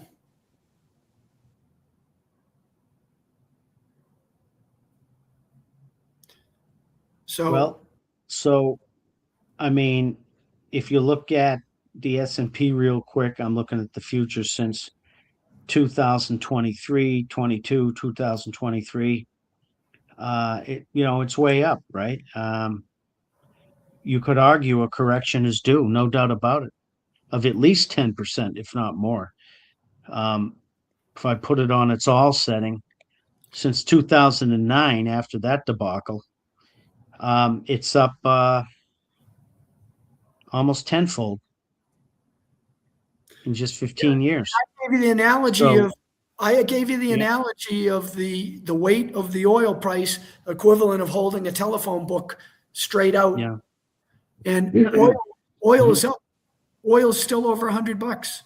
And the markets have completely ignored that. The other thing the markets have completely ignored is there's a new chairman of the Federal Reserve. And, that's right. And good point. And he was nominated because he was going to lower rates. There's no way he can lower rates right now, but the market is not acknowledging that. Yeah, the market is in dreamland. So when I look at the S&P 500 real quick, it closed at about 7,400 roughly. But there's a big gap at about the 6,000 mark So that's a 15. That's a 20% correction right there, Dave. If it drops to 6,000 to close that gap, and that's Dan, entirely possible. That's a it's all 20% move right it's all there. foo-foo numbers, man. Yeah, I'm writing about this in the chapter. I'll send it to you when I'm done. yeah, It's it's kind of like saying, well, there's no basis for these numbers. There's no yeah. basis for these numbers. Like like if your house has doubled since COVID, in most cases, there's no basis for that. That is your house doubling in price in 5 years is the same thing as those people who are on the beach in Thailand and the freaking water went out to sea. And they're looking at it being like, wow, what's going on? They didn't even recognize the danger. Do you know what I'm referencing? Yeah, that's Do you know what that happened that next? yeah, that big not The tsunami, but tidal wave. The tidal yeah, the wave. tidal wave. Yeah, took everything It's out. Yeah. it's the same thing. People don't. We're so stupid. We don't even recognize the danger. We're like, No. we just doubled our house price. Hey, I got news for you. Unless you sold your house, you didn't make squat. You're just paying more in taxes and insurance. That's true. So 6,000 to fill the gap, and then there's support. I can't find another gap at the moment, but there's support at 5,000. So it could potentially fall to 5,000, which would be a 33% hit, right? When this 25 on happens, 75. Yeah. So of it's course, it's it's I could possible. be Yeah. because it's all artificially propped up right now by Yeah. the It's banksters. It's all propped. 4,000 after that is the next major support. It looks like 4,000. So if it went from 7,500 guys, hypothetically to 4,000, let's see, 3,500 divided by Dan, you're 7,500, not rough numbers. factoring. You're not That's a factoring the most. 47% correction, Dave, to your point, 50%. You're not And that's factoring possible in. looking at the charts. Yeah, You're not factoring possible. in. Can you hear me? Yeah. Yeah. You're not factoring in how leveraged so many people are. That's a good And point. when I'm they- only just looking at it like from a one-to-one perspective. Yeah. when right. when the selling starts, people are going to get trapped and they're going to be down 10, 20, 30% in a matter of days. And the smart ones Oh, are easily. going to say, sell, take my lumps. The stupid ones are going to ride it down and they're going to lose everything. So when I said this weeks ago, if you're in the markets, listen to me very carefully. If you are in the markets and you have gains, congratulations. I would suggest either hedging those gains in a way that if the market reverses, you're protected. So basically it means you're buying protection. So you have to give up a certain percentage of your gains in case the worst happens. And that still allows it to run higher if you think it's going to go higher. But when this happens, it's going to basically take people's breath away. It's going to happen so fast. Yeah. I mean, and I think it's inevitable. It's just hard to say when. It could be tomorrow. It could be a month from now. It could be 7 months from now or 2 years from now. Yeah. But I'm not telling you I know when, because they've been managing to pump this thing up on artificial. Basically, this whole thing with AI. I mean, does anybody else think it's a joke that they're all buying from each other? It's like that. It's like the Three Stooges routine. You ever see the Three Stooges routine where you've got Larry, Shemp, and Moe, and Shemp pulls out a $10 bill and Larry's like, "Hey, you owe me $10." He goes, "Oh, here's the $10." Larry says, "Thank you very much." And Moe taps Larry on the shoulder. "Hey, you owe me $10. Oh, okay, here's $10. And Larry pays Mo. And then Shemp taps Mo on the shoulder. Hey, you owe me $10. So Shemp gets the $10 back that he originally had. That's what they're doing, folks. Yeah. So your thing is on the markets this week. Let's wait and see, I guess, right? Let's in the morning, let's see what the futures say before, I guess, the American markets hit. Yeah, after we've had a chance to see the Asian and the European. Yeah. I think there's going to be a little more of a rally this week, probably, until otherwise. It will definitely, I mean, historically, this is going to be a green week. Why? Why is this week going to be a green week? Oh, because we've got the weekend coming up, Memorial Day. Memorial Day weekend is Friday. Pump it. They don't want you everybody. Oh yeah, they want you go to the mall. Go to the mall on Saturday. Yeah. Does anybody remember after 9/11, George Bush was like, "Go shopping." People think I am joking when I say that. No, he said that. It's on film. Go shopping. We're invading Iraq. U.S. Army's doing its thing. I need you to go shopping. Okay. Any comments or questions here? Before we depart. Before we go, we'll hang in a couple minutes here. But we got an hour and 46 and going. Dan, while we're waiting, what are your final comments, questions? So it's hey, do me a favor, check your email and read that chapter 28 that I sent you. All right. Take you 10 minutes. Okay. All right. I think you'll find it pretty spooky. I'm sure. So, but I think the markets are going to continue to move along this week anyway, especially with the holiday coming up, like you said. Yeah. Well, here's the thing is, will Trump drop a bomb on Iran this week? I doubt it. Dan, I've given up trying to predict what these people are going to do. I get it. I mean, he doesn't want to screw up, the markets this week on the shortened week. Well, I guess it's not a shortened week, but he doesn't want to screw up the markets before the holidays and stuff, I don't think. So we'll be good there. Maybe he'll blow them up on Tuesday after the holiday. Well, I don't think. You see, I don't think Trump, again, planning. I don't think that he really. I don't really think he has I don't know what I think he's kind of trapped. 100%. I think he is like Cro-Magnon man, and I don't think that he, as I've pointed out to you 100 times over the last 5-6 years, the man is incapable of ever admitting he's wrong about anything, and so.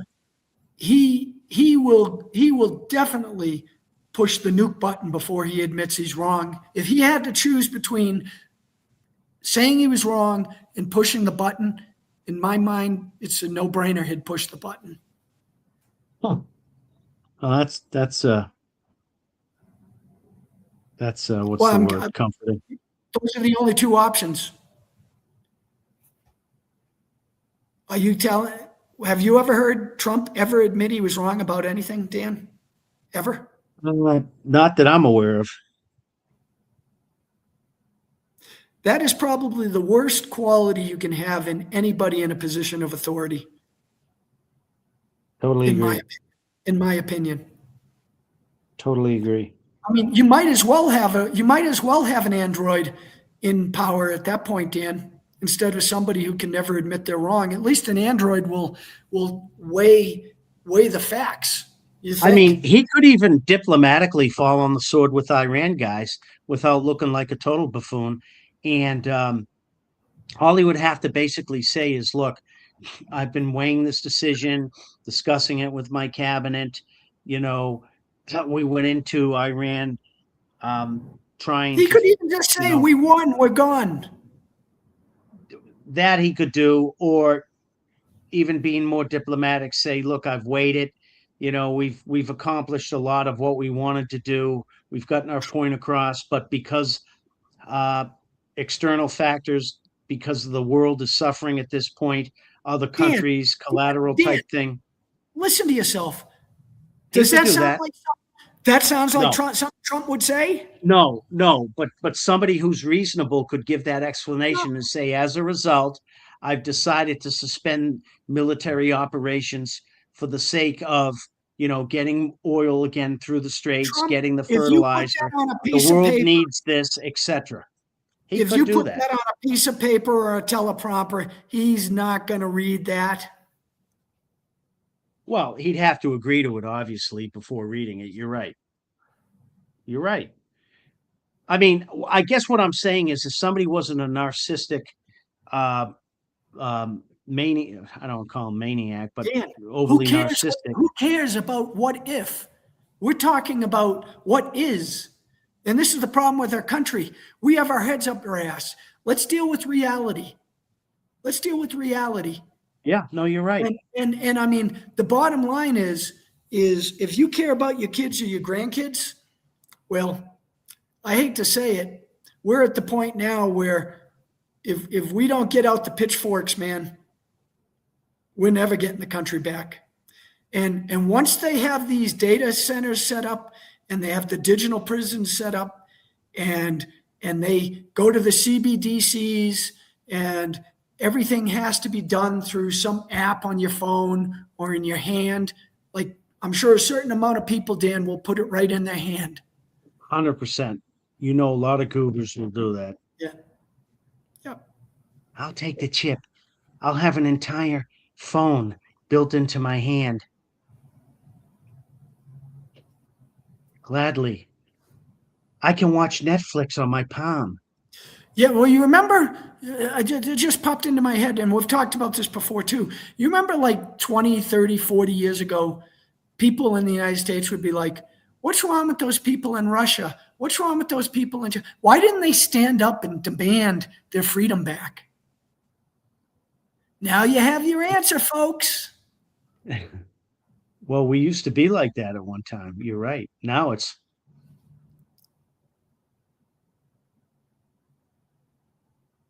crickets in the background. Yeah. All right, Dan, That's take us Bob out. staring at his phone or watching FSU. Yeah. Well, Go ahead. I'm hoping to be done with the book in a month or less. So And that you then, can get back to your Pilates. man, I'll tell you this.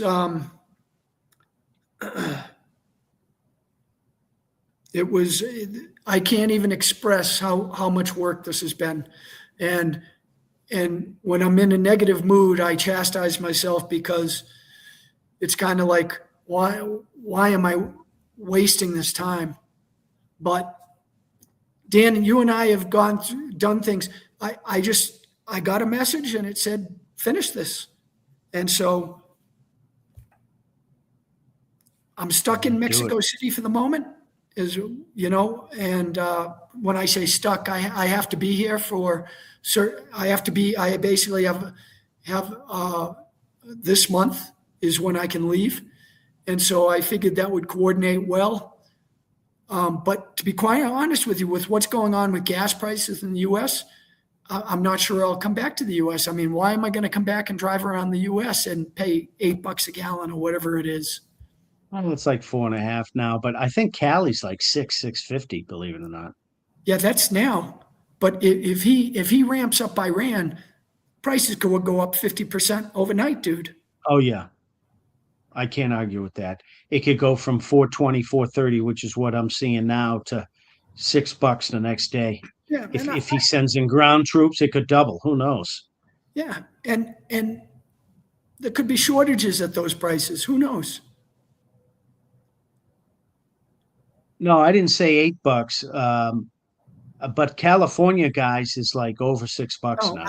we were between saying, 6 and Cody, it could 7. go up 50% overnight. So if you're paying $4, it could go up to $6 overnight easily. Yeah, easily. And the average price in the US, I think I saw online, is over $4 now. It's like It $4.50. is. Oh yeah. So It's come down the last couple of days. It was up to last week, like around where I live, 460 range for 87 or regular, but it's down to around 420 at the moment. But that's still expensive, right? well, for the United States, it is. I mean, not in Mexico. It's not. 100%. And Zodi says I'm exaggerating. Let me tell you something, Zodi. National, If he yeah, sends in ground troops, I could see it going to $7 or $8 easy. just according to AAA, the average price is $4.51. There you go. In the country. And that's what I guess, $4.50. And retard Cali is at So least $1.50 more than that, $2. Yeah. So 50%, you're pushing $7. Zodi said it's still cheap compared to everything else. What's everything else? What's that? Like the air we breathe? Yeah. Oh, they're not charging for that yet. It ain't cheap compared to electricity. Electricity? I don't know. Yeah. I know people with 300, 400, 500 bucks a month electricity bills. Especially in the summer with the air conditioning, right? Yeah. Yeah. That's not cheap. Before COVID broke out, those same people were probably paying $50 a month for electricity Yeah. compared to beef cattle. Okay. Really? Beef's Yeah, pretty expensive. You know, and listen, I can tell you right now, I'm a realist. I mean, the bottom line is I think I'm a very typical traditional American. Americans, like my parents and my grandparents, I mean, they were tough people, man. Like they didn't sit around crying in their beer. They basically analyzed the situation they were in. They faced the facts that they were in, and they took the appropriate steps that they determined necessary to move forward. And I think maybe it's because they believed in God. Maybe. Because the bottom line is, if you believe in God, you realize that this is like temporary. Very I mean, true. we all know this, but I mean, I think if you believe in God, maybe you're not panicking or overreacting because you realize that Yeah. This is all buy you temporary. anything. And the meat suit has an expiration date on it. Yeah. So you got to weigh eternity versus temporary. One's a lot longer than the other. I'll give you a hint. Yeah, and I can tell you that yeah. We're panicking? Zodi says we're panicking. I totally disagree with you, with all due respect. We're just pointing out what we see and the facts. We're trying to be as factual and as empirical as possible.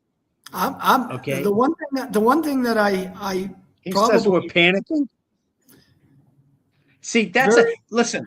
Is Dave? Do you know Zodi? Is Zodi American or he's somewhere from North else? Carolina. He's from North Carolina. Okay, Zodi. And you would say I have my head up my ass. No, I'm not going to say that. But what I will say, Zodi, is that's a typical American response. It's a typical American response. My family up north in Boston would have the same response. You panic about everything. You got the tinfoil hat on. Really? No, Everything Dave and I cite and have cited, go back in our videos, we've been correct most of the time, unfortunately. If you were on a train track and you saw a train coming and you say, hey, train's coming, take a step right or take a step left. To me, that's not panicking. That's just making a clarion call. And being factual about the train coming down the track. Oh, there's no train. La la la la la la la. There's no train. La la la la la la la. Until the train runs you over.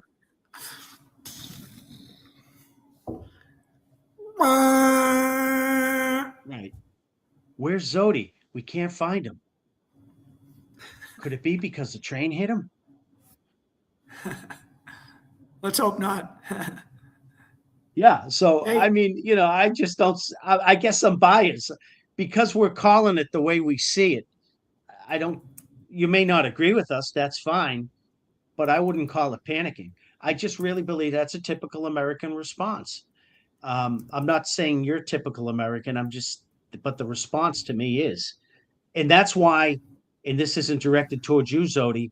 That's why in this country, and I've said it to family members, we have the problems we have because we can't even look in the mirror with what's real anymore. We're delusional. And as long as we remain delusional, the systemic problems and challenges that we have will never be adequately addressed and solved. That's my opinion, and I'm sticking to it. No, well, I wrote about this in the book. What happens is Zodi has his own business, so I assume Zodi has some wealth. He has some money. He feels good about himself, and he thinks that he's insulated from what's coming. And no, I don't think we're the only ones. Keep going, Dave. I don't worry about this stuff. We're having Zodi, you want the truth, bro? I'll speak for myself. I'm not worried one bit. I don't worry about shit I have no control over, and Dave, I suspect, is the same way. But we are pointing out what we see. I don't worry about it. I make moves every single day in one way, shape, or form or another. Some of them good, some of them bad. But we make decisions the best we can with the information we have at hand. But if you want to classify what we're saying as worrying about shit we can't control, I mean, worry about stuff. What are we accomplishing? Then we're not on the same page at all. I mean, you don't think we have systemic problems in the U.S.? All the stuff we pointed out, you don't think these are issues? Because if you're going to tell me you don't think these are issues, then we are diametrically not on the same page. We're on the opposite end of the spectrum. And that's fine. That's America. But we're in total disagreement, to put it in plain English. That's what I'll say to you on that. Yeah, I mean, do you really think our society's a better society from when you were in high school? I don't. I don't either. Not even close. I don't need a PhD in psychology. Not even close. Yeah, but we have the internet now. But we have high-def TVs. Wow, my sports car can go 0 to 60 in 1.2 seconds. But our families are still fragmented with a 50% divorce rate on the first go-around. The second go-around, 70%. And the third go-around, if you want to try that, is 80%. But hey, we make a lot of money. Yeah, and were people as fat and out of shape in the 80s as they are today? I don't think so. I don't think so. I mean, we had some GMO food.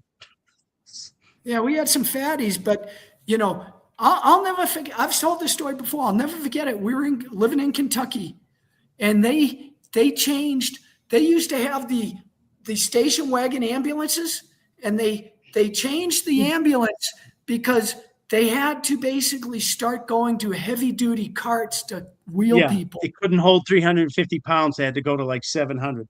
But Zodi just said, no, we've let too many people into the country. So basically, we're a lot fatter and unhealthy, Zodi. Is this what you're going to tell me? Because of the foreigners? Because that's what my family says. Wrong. Go to the mall and hang out for an hour, and you'll see that a lot of them are Americans. The Americans, if you look at the stats on we're the fattest country on the planet. If you look at who's sucking on the tit of the government, it's domestic people. A lot of domestic people. That's a fact. Yeah. And hey, we're being negative. Yeah, it's fat people. I mean, that's only one aspect of what we're talking about. He's tired of hearing it. There's a lot of fat people.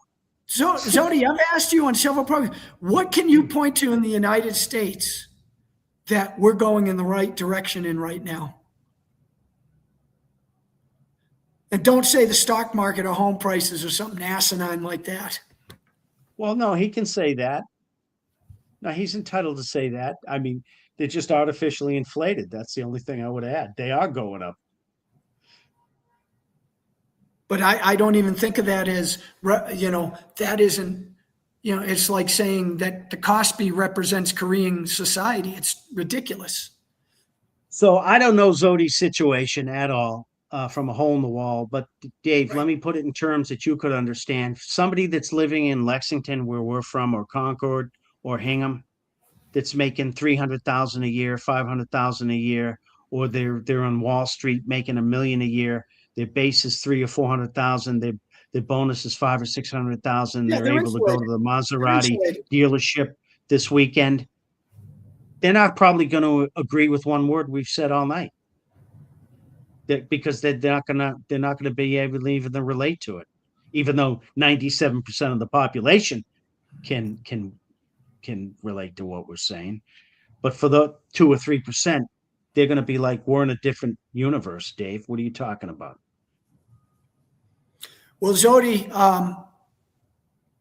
we'll see how many people What's breaking who new are in the records? markets who actually turn unrealized into realized gains. And I'm willing to bet less than half. So if Zodi's comment is referring to it's breaking new records, you're referring to the markets, right, Zodi? Well, it's already a fact and a foregone conclusion, and don't take my word for it, that the markets are way overinflated. I mean, they don't even subscribe to normal PE ratios anymore or earnings per share. I mean, professionals and experts will tell you that stuff's way overvalued. The other thing I would cite to you is 87% of the S&P 500 is owned by like 5 companies, six BlackRock, companies. State, yeah. BlackRock, Vanguard, State Street. I mean, do you think that's normal? And then at large, the entire stock market's propped up by the Magnificent Seven for the most part. 52% of the stock market this year hit all-time lows, yet the stock market keeps breaking records. That's never happened in the history of it. So what do you say to that? Yeah, you wish you had a crystal ball. I'm just spewing facts at you. That's all. We're all in the same boat. I've heard that answer before.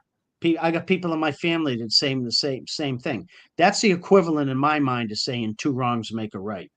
Or, we're all in the same boat, so let's just all stay on the fucking Titanic while it goes down. That'll make it right, because we'll all go down together.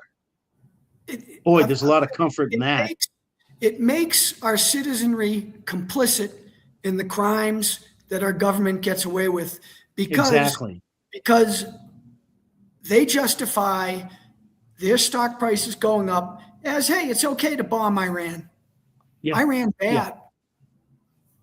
But hey, the stock market's up, so keep dropping bombs. And oh, by the way, there's no correlation between Main Street and the stock market, which you probably know that, Zodi, if you're a business person. Yeah, and I've said it before, and I'll say it again. I don't want to speak for Jesus Christ because I'm not Jesus Christ, but I would venture to guess that Jesus Christ would not consider you on his team if you're advocating killing people. So your stocks will go up. Right. I mean, you saw what he did in the temple when he flipped the tables over. Yeah, it's hey, I've never claimed to be perfect. I've never claimed to have all the answers. And all Dan and I do is we try to pick a topic that we think is interesting, and then we typically go off on our own tangents. and the bottom line is we're excellent at diatribing. The bottom line is I don't think it is incorrect for me to say that China has been kicking our ass for 25 years economically. Oh, And they have. and so I'm not a high roller, Zodi. I wish I was. and Go so ahead, Dave. so here's the thing. If you were in a gym and you were working out next to Arnold Schwarzenegger, do you think you might ask him for some advice and maybe copy his technique? Like if Schwarzenegger came over to you, Dan, and said, "You are doing it wrong. Do it like this," and you said, "Hey, what do you know, you dumbass? I think I know better." I mean, Yeah, I was going to say, look, Arnold, I'm going to show you how to do the double bicep because no, Arnold, you're doing that you've wrong. only won 7 Mr. Olympias and 6 Mr. Universe titles. That's it. Other than that, you don't know anything. So that's why we started the show by saying maybe we can take China's ability to organize and focus their energy on accomplishing goals. Maybe that's something our country could use right now. Zodi's comment, if he said take steroids, would you? Well, that's a personal decision. Me personally, no, I wouldn't. But that isn't what I mentioned. I mentioned that I was trying to tell Training Arnold, technique. okay, that I knew how to do a bicep curl better than him. And Right. but there are people like Dan's mother. Dan's mother would tell Schwarzenegger he was doing it wrong. Guaranteed. There are people like that, 100%. I think we have a lot of people in our country like that, if you want my opinion. It's because like the people whose houses have risen double, Dan, who have ridden up NVIDIA, they think they're geniuses. You're not geniuses. You got lucky. Well, look, if we'll end on this note. We'll end on this note. Do you all know who Peter Drucker is? He was a great management genius back in the day. And I read a lot of his stuff in the 80s and early 90s. And in a nutshell, I'm paraphrasing what Drucker said was, he called the United States, and I didn't believe it at the time in the 80s when I read this. My mindset was different. I didn't know any better. He said the United States is nothing more than delusions of grandeur. And I was like, wow, that's insulting. How can you say that? And his basic premise was, and now that I'm older, I realize it. Yeah, we were delusions of grandeur. Yeah, you know why? Because after World War II, you didn't have to be a genius to figure out and to notice that we were the only ones standing. And by the grace of God, we had 2 big oceans serving as massive moats to protect us, right? There was no first tier or second tier country, for that matter, after World War II that was standing at that point. The entire 4 out of 7 continents, maybe 5, were in total rubble, except us. So in South America. So yeah. So how could we not be the leaders at that point, guys? We were fortunate in a lot of ways, if you think about it. Yeah, and unfortunately, we've squandered those advantages. We have squandered them. I mean, we could have lost the war too. What if the Germans, the Japanese did beat us, which they could have if it weren't for the help of the Russians. But again, Trump not knowing a shred of history. We did it all ourselves. Nobody helped us. Oh, the Canadians weren't in on it with us during D-Day when they hit the 6 beaches. Don't tell the Canadians that. Don't tell the Scotsmen that. Don't tell the British paratroopers that. Don't tell some of the Irish that. Really? And oh, by the way, at the end of the war, when Russia was coming in from east to west, crushing Germany after facing Stalingrad and stuff like that, losing 20 million people, don't tell the Russians they didn't help us. 35 million people, yeah. Yeah. So, I'm just saying, wake up. That's all. Give due where it's due, credit where it's due, and subscribe to the facts. That's all. Yeah, and here's the thing as well is one thing to, and this is one of the top things I have an issue with Trump is I think humility goes a long way. And believe me, I've had to learn this over the course of my life is when I was younger, I was I always had my head on fire, man. I was always going like a jet. And and I always, how do I put Me this into too. words?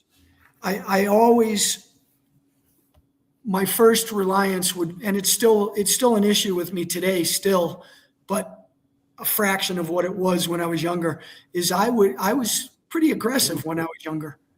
Oh, you're And very aggressive, dude. yeah. Totally.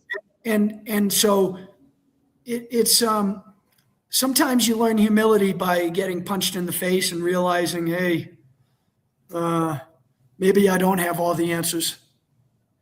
Yeah. And Or and maybe when you are a white belt or a purple belt and you decide to take on the third degree black belt instructor because you think you can, because you learned a couple of things.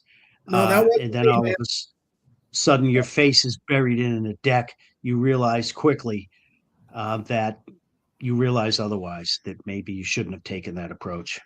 Life tends to do that as well, right?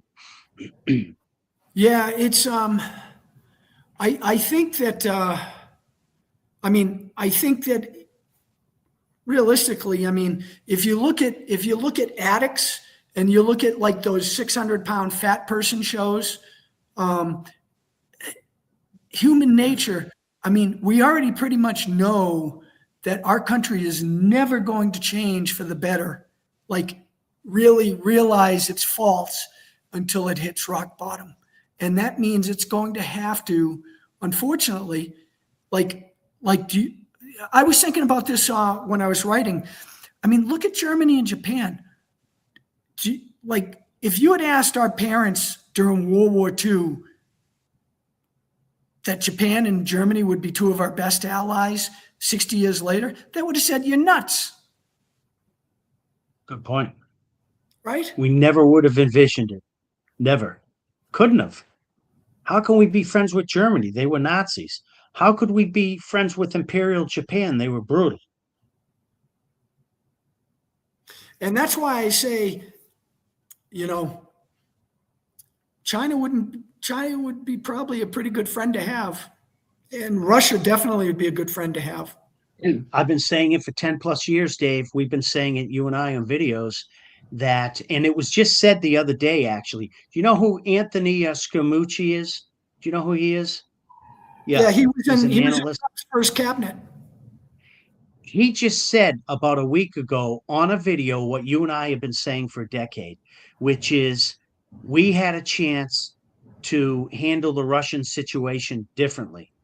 But instead, we kept punching them in the face and kicking the Russians in the groin, and we forced them east.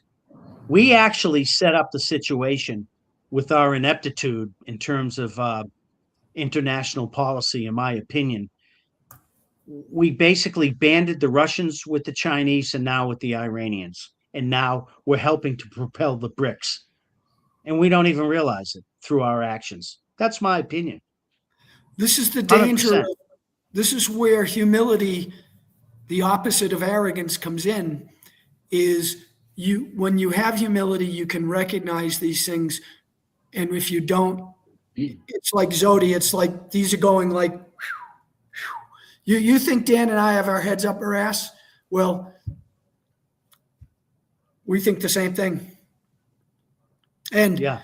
and I'm not saying, listen, I recognize that the United States stock market's at all-time highs and these things, but I Absolutely. also I've been in the markets long enough to know that it's not real.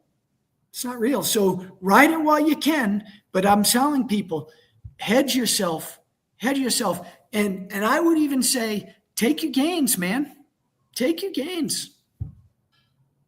It's never, if you take a gain and that sucker goes on without you and doubles or triples, who cares? It does not matter. You did well when you got a gain. Take your gains, get on the ground, and thank God. It's something to be No, grateful for. absolutely. And Absolutely. then if you want to keep riding it, leave a little bit on there, let it ride. But Yeah, but always take some off the table, is what he's saying, as you go along. yep, yep. Taking profits is never a bad thing. Well, Dan, thank you very much. I think we covered a lot of interesting topics tonight. And it's I agree. and I agree. and But the moral of the story, to just summarize real quick before we're done, is that we've got a lot of heavy thinking to do in this country, particularly when it comes to planning and having intermediate and long-term plans. That to me is the overarching summary, and we don't have it, nor do we have the leadership in place to develop it and execute upon it. And we're all suffering because of it. That's the point, Zodi, and everybody else. Now, you may not agree with that, and you're entitled to your opinion, but that's how we see it. That's how I see it anyway. we are the And least we're competitive. suffering. We are the least competitive we've ever been as a country, in my opinion. No argument. We have no manufacturing base. We don't have the ability to build shit anymore. We don't have a steel industry. We can't build a ship. Okay. We're lucky if we can build 1 or 2 ships a year now. Okay. We're lucky. The Chinese are like pumping out like 100 a year. Okay. Or 500. hundreds or 1,000. It's some ungodly number. We pump out 1 or 2. They're pumping out like 500. You can't compete with that. They can build anything they want. We can't. We don't even have the skilled labor force anymore because Yeah, we're like, so above it all, because we and these, financialized ourselves starting 3 decades ago. Now, maybe you don't like that answer, Zodi, but that's the truth. That's not my opinion. And as a result, we're fucked. yeah, Okay. who are You the call top? me negative, Who but I'm who are calling the it how I see well, it. Dan, who are the top market cap companies in the U.S. In the U.S. stock markets right now? The top 2 or 3. Well, you should be able to get Like, 1 and 2 for crying out loud. I mean, what do you mean? You got the microelectronics, maybe? What? Number 1 is Nvidia. Nvidia, Number 2 is Apple, Nvidia, and and neither Apple. one of them, make their own products. Yeah, that's true. They don't build anything, They're and like what they Nike, do have built is made outside the U.S., right? everything. That's why Tim was over there with Trump, because all his crap's in China. That's why Elon was there with Trump, because all his crap's in China, Yeah, right? I just read online that I forget the exact number, so I'm just going to guesstimate, but I think these are close. Both factories, Tesla has 2 factories, one in California, one in Shanghai. They both have 20,000 employees. The one in Fremont, California puts out 450,000 cars a year. What do you think the one in China puts out? A few million. 1 million. They're double for the 2.5 times. same workforce. Over double. There you go. There you go. And it's because, and the main reason is because the factory in China, everybody over there is a manufacturing company. So when the factory in China needs something, they go right next door to the company next door down the street. The one in California, they've got to wait like a week for something to come from China. 2 weeks, 3 weeks. And I can tell you, listen, I've been in manufacturing my whole life. I'm an engineer and I'm manufacturing. I can do things with my hands, equipment, and I can tell you in the United States, you can't, I could not compete with a Chinese company, dollar to dollar, yuan to yuan. They would beat me every day of the week if it was based on price alone. Can't compete I with mean, them. your cost basis, as I understand, was like higher than their end price to the customer. I mean, how do you compete with that? Yeah, for shits and giggles, there were 2 times I went to China and I met with factories just to see. There was one product that I made. I was one of the first. Well, I'm not even going to say what I used to make because I don't want it coming back to me. But I'll just say this one product was something I couldn't make because it involved machining this piece of aluminum. And the prices I was getting, I'm not a machinist, and so I would have that farmed out, and the prices I was getting, I just could not make my product competitively be from that one part. So I took that one part to China when I went to see Ting Ting one time, and I'll never forget it. My dad was with me actually, and we sat down, and I just wanted to. They drove 3 hours to come to my hotel in Shanghai. They drove three or 5 hours. Oh my God. And they showed up. So we're having coffee, it's an introductory meeting, and they pull out of their bag samples. And I said to my father, I said, I can't fucking believe it. Because I had just talked to them like 10 days before. And they had samples of this intricate part. And then they gave me the quote, Dan. The quote, I was getting a price of like $95 for this one part. Just one part. They were quoting me like $3-4. You're shitting me. Well, that's what I said. I said, how the freak are you able to make this for $3 or $4? Well, you know the answer to that. Well, no regulations, no pollution controls. They pay people 17 cents an hour. Yeah. So I was doing, my business was gangbusters until the Chinese came in early 2000s. It was around they started coming in, but they really didn't stay. In my industry, they really didn't start coming in until like the late 2000s. But when they came in, it was like a freight train. And so I remember I went over there and I took one of my designs on another part and I gave it to them. And this is a part that I made myself. And I gave it to them.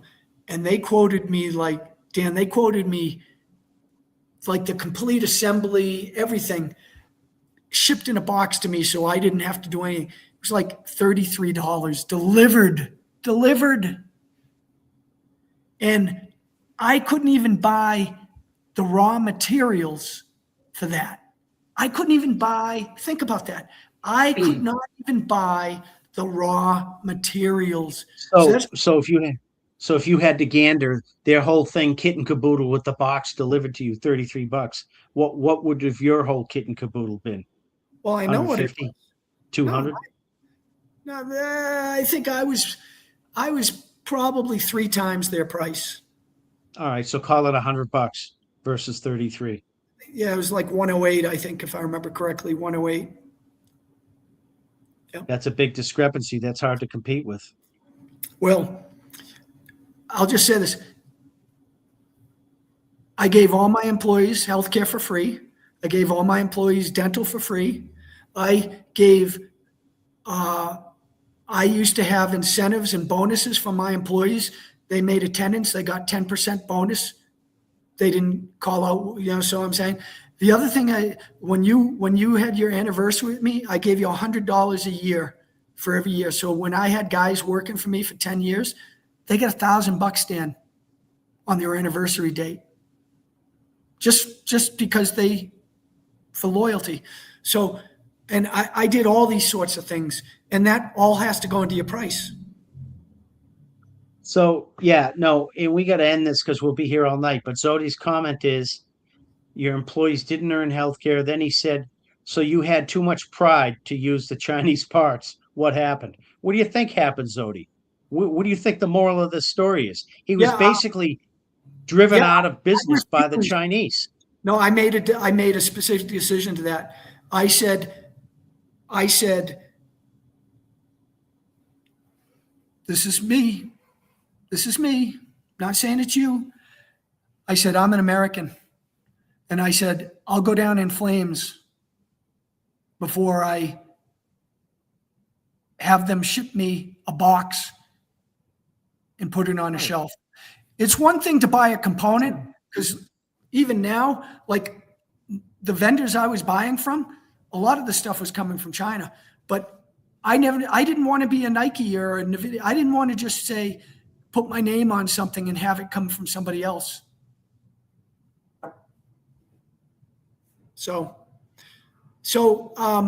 Yeah, so it meant pivoting, man. It meant that you were not going to get anybody's business where it was completely 100% price sensitive. And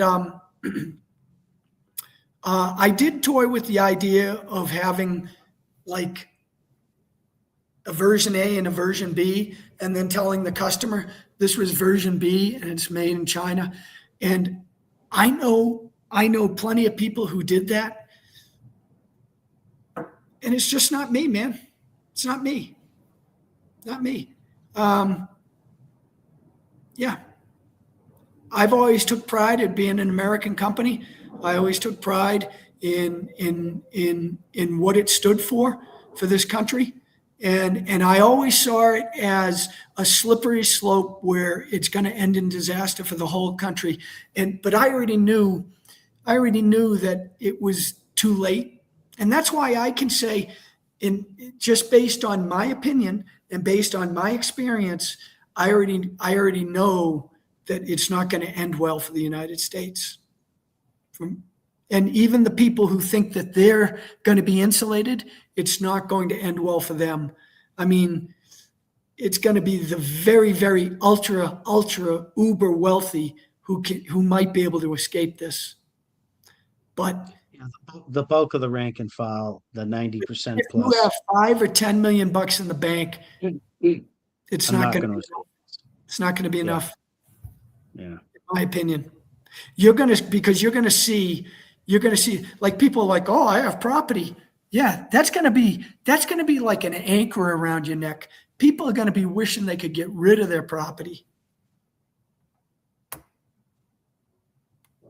And your cash, like I told you, you're going to lose in one night, you're going to lose 80% of the cash value in buying power in like that. Silver, gold, yeah, that might translate a little bit, I think, but that has another issue. It's going to come down to like where people are going to be worrying about food because you can't 3D print food. No. Yep. Yeah. But anyway, yep. Let's wrap it, Dave. 2.5 and counting. You have the last word, Dan. Wow. Okay. Well, I don't know what to say other than it's been a pleasure as usual, and it's been a pleasure with the Q&A. I think Zodi and company and Catherine, etc., all made good points tonight. Have a good night, guys. Thank you for joining us.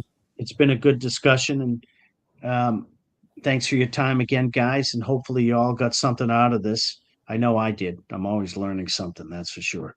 Yeah, and Zodi, I'm not saying you don't, but if you're doing well, I'm glad for you. I'm happy for you. I don't take pleasure in Schadenfreude. I don't take pleasure in anybody suffering. Well, let me rephrase that. I wouldn't take pleasure if it was you suffering, but it's evil suffering. Yeah. But I will say that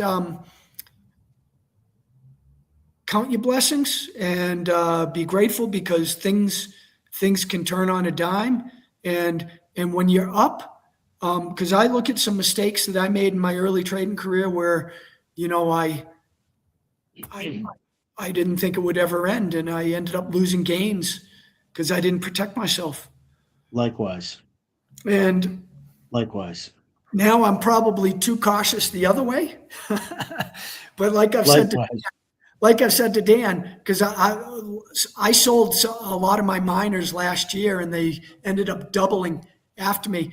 And yeah, it's disappointing that I couldn't have timed it better, but those damn things didn't move for years. So I was happy. I was happy to make money on some of them, and happy not to lose money on others.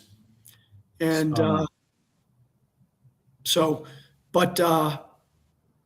yeah, I don't know. Un día a la vez, one day at a time. That's it. Until next week. Ciao. Thanks, Arrivederci. Arrivederci. El All right. Vida Se. Alvida's A. Cheers. I'm going to make a cup of coffee and keep writing. Spot on. Good night. Peace.